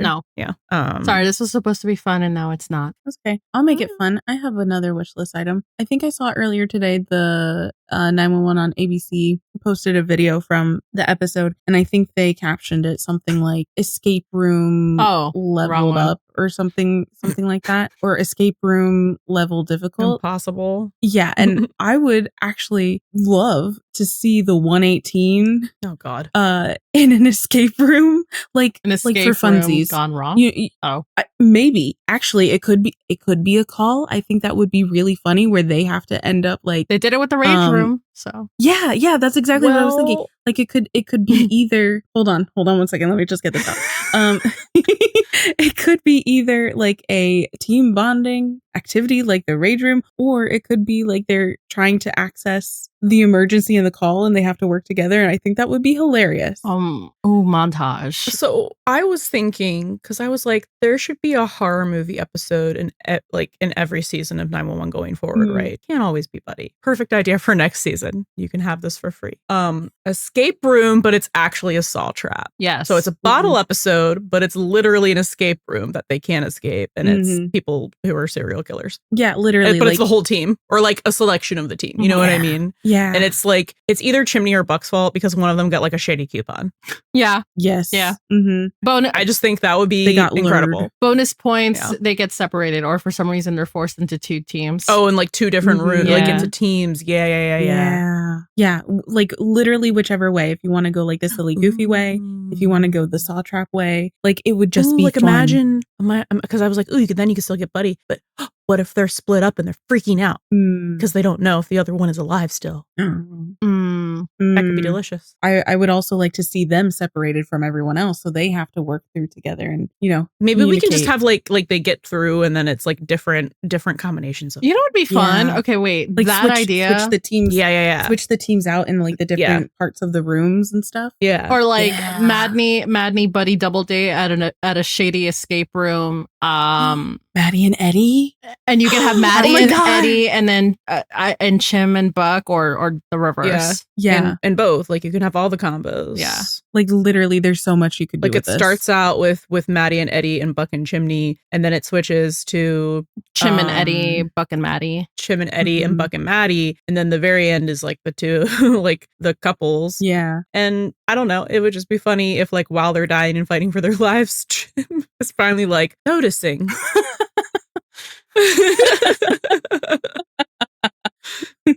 Yeah, this is pre-relationship, Buddy. Yes, obviously. Yeah. But I don't know. Any like literally any permutation of this would just be so It would fun. be delicious. Yeah. I want it. Because you could do so much with it. You could take it so many different directions. Yeah. But wouldn't just like a horror movie-esque episode like a thriller horror movie-esque episode every season be so much fun? Yeah. I mean, technically, didn't we have that last year with Maddie's kidnapping? Well, yes, of course. But we don't have one every season. Let's keep it going. Yeah. Start a new tradition. Like we've had a couple. Yeah, it's like we don't have Christmas episodes anymore, so this is the replacement. I'm fine with that. That's okay. And you can do it whenever. It doesn't have to be the Halloween episode, but you do have to keep the Halloween episodes because those are the best Halloween episodes. Yes, they are. It's true. It could be the Halloween episode. Could. And anyway, okay, but you could just focus on the saw trap for it to be like an actual bottle episode, or you can intersperse like the rest of everyone like at a wine night or something where they're just like actually having the most chilled night of their life, and then it's just like just like drunk, like I love you guys.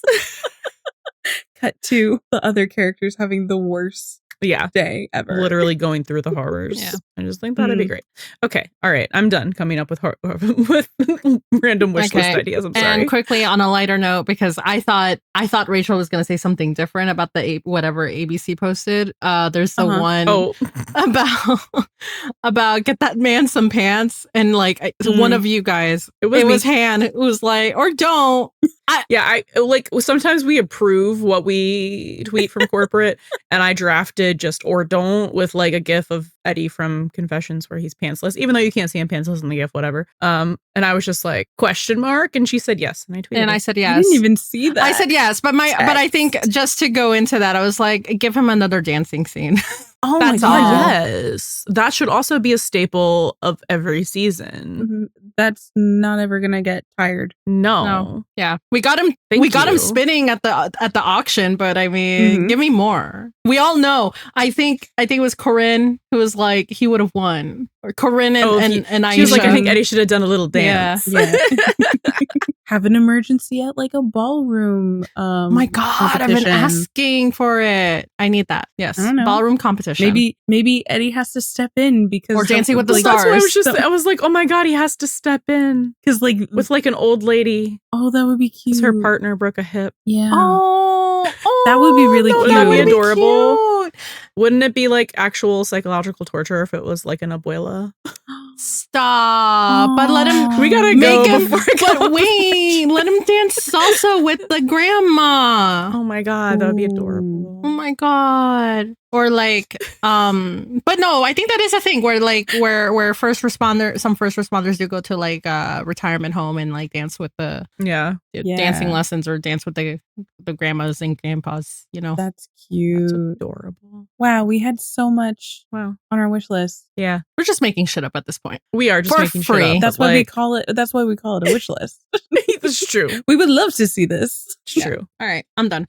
Okay, thank you so much for hanging out with us, and we will see you for the next one. Remember, don't go on a road trip on the back roads. But if you do, take Buddy with you. Thank you for listening to the Buddie System podcast. Can't get enough of the buddies? Subscribe to our Patreon for access to our Discord community, full reaction videos, and even more exclusive content. And if you really want to make our day, leave a 5-star review on Spotify or Apple Podcasts. Please come yap with us on your favorite social media platform. We're at Buddie System Pod everywhere. That's BUDDIE System Pod. Catch you next time. And don't forget, bring a buddy with you.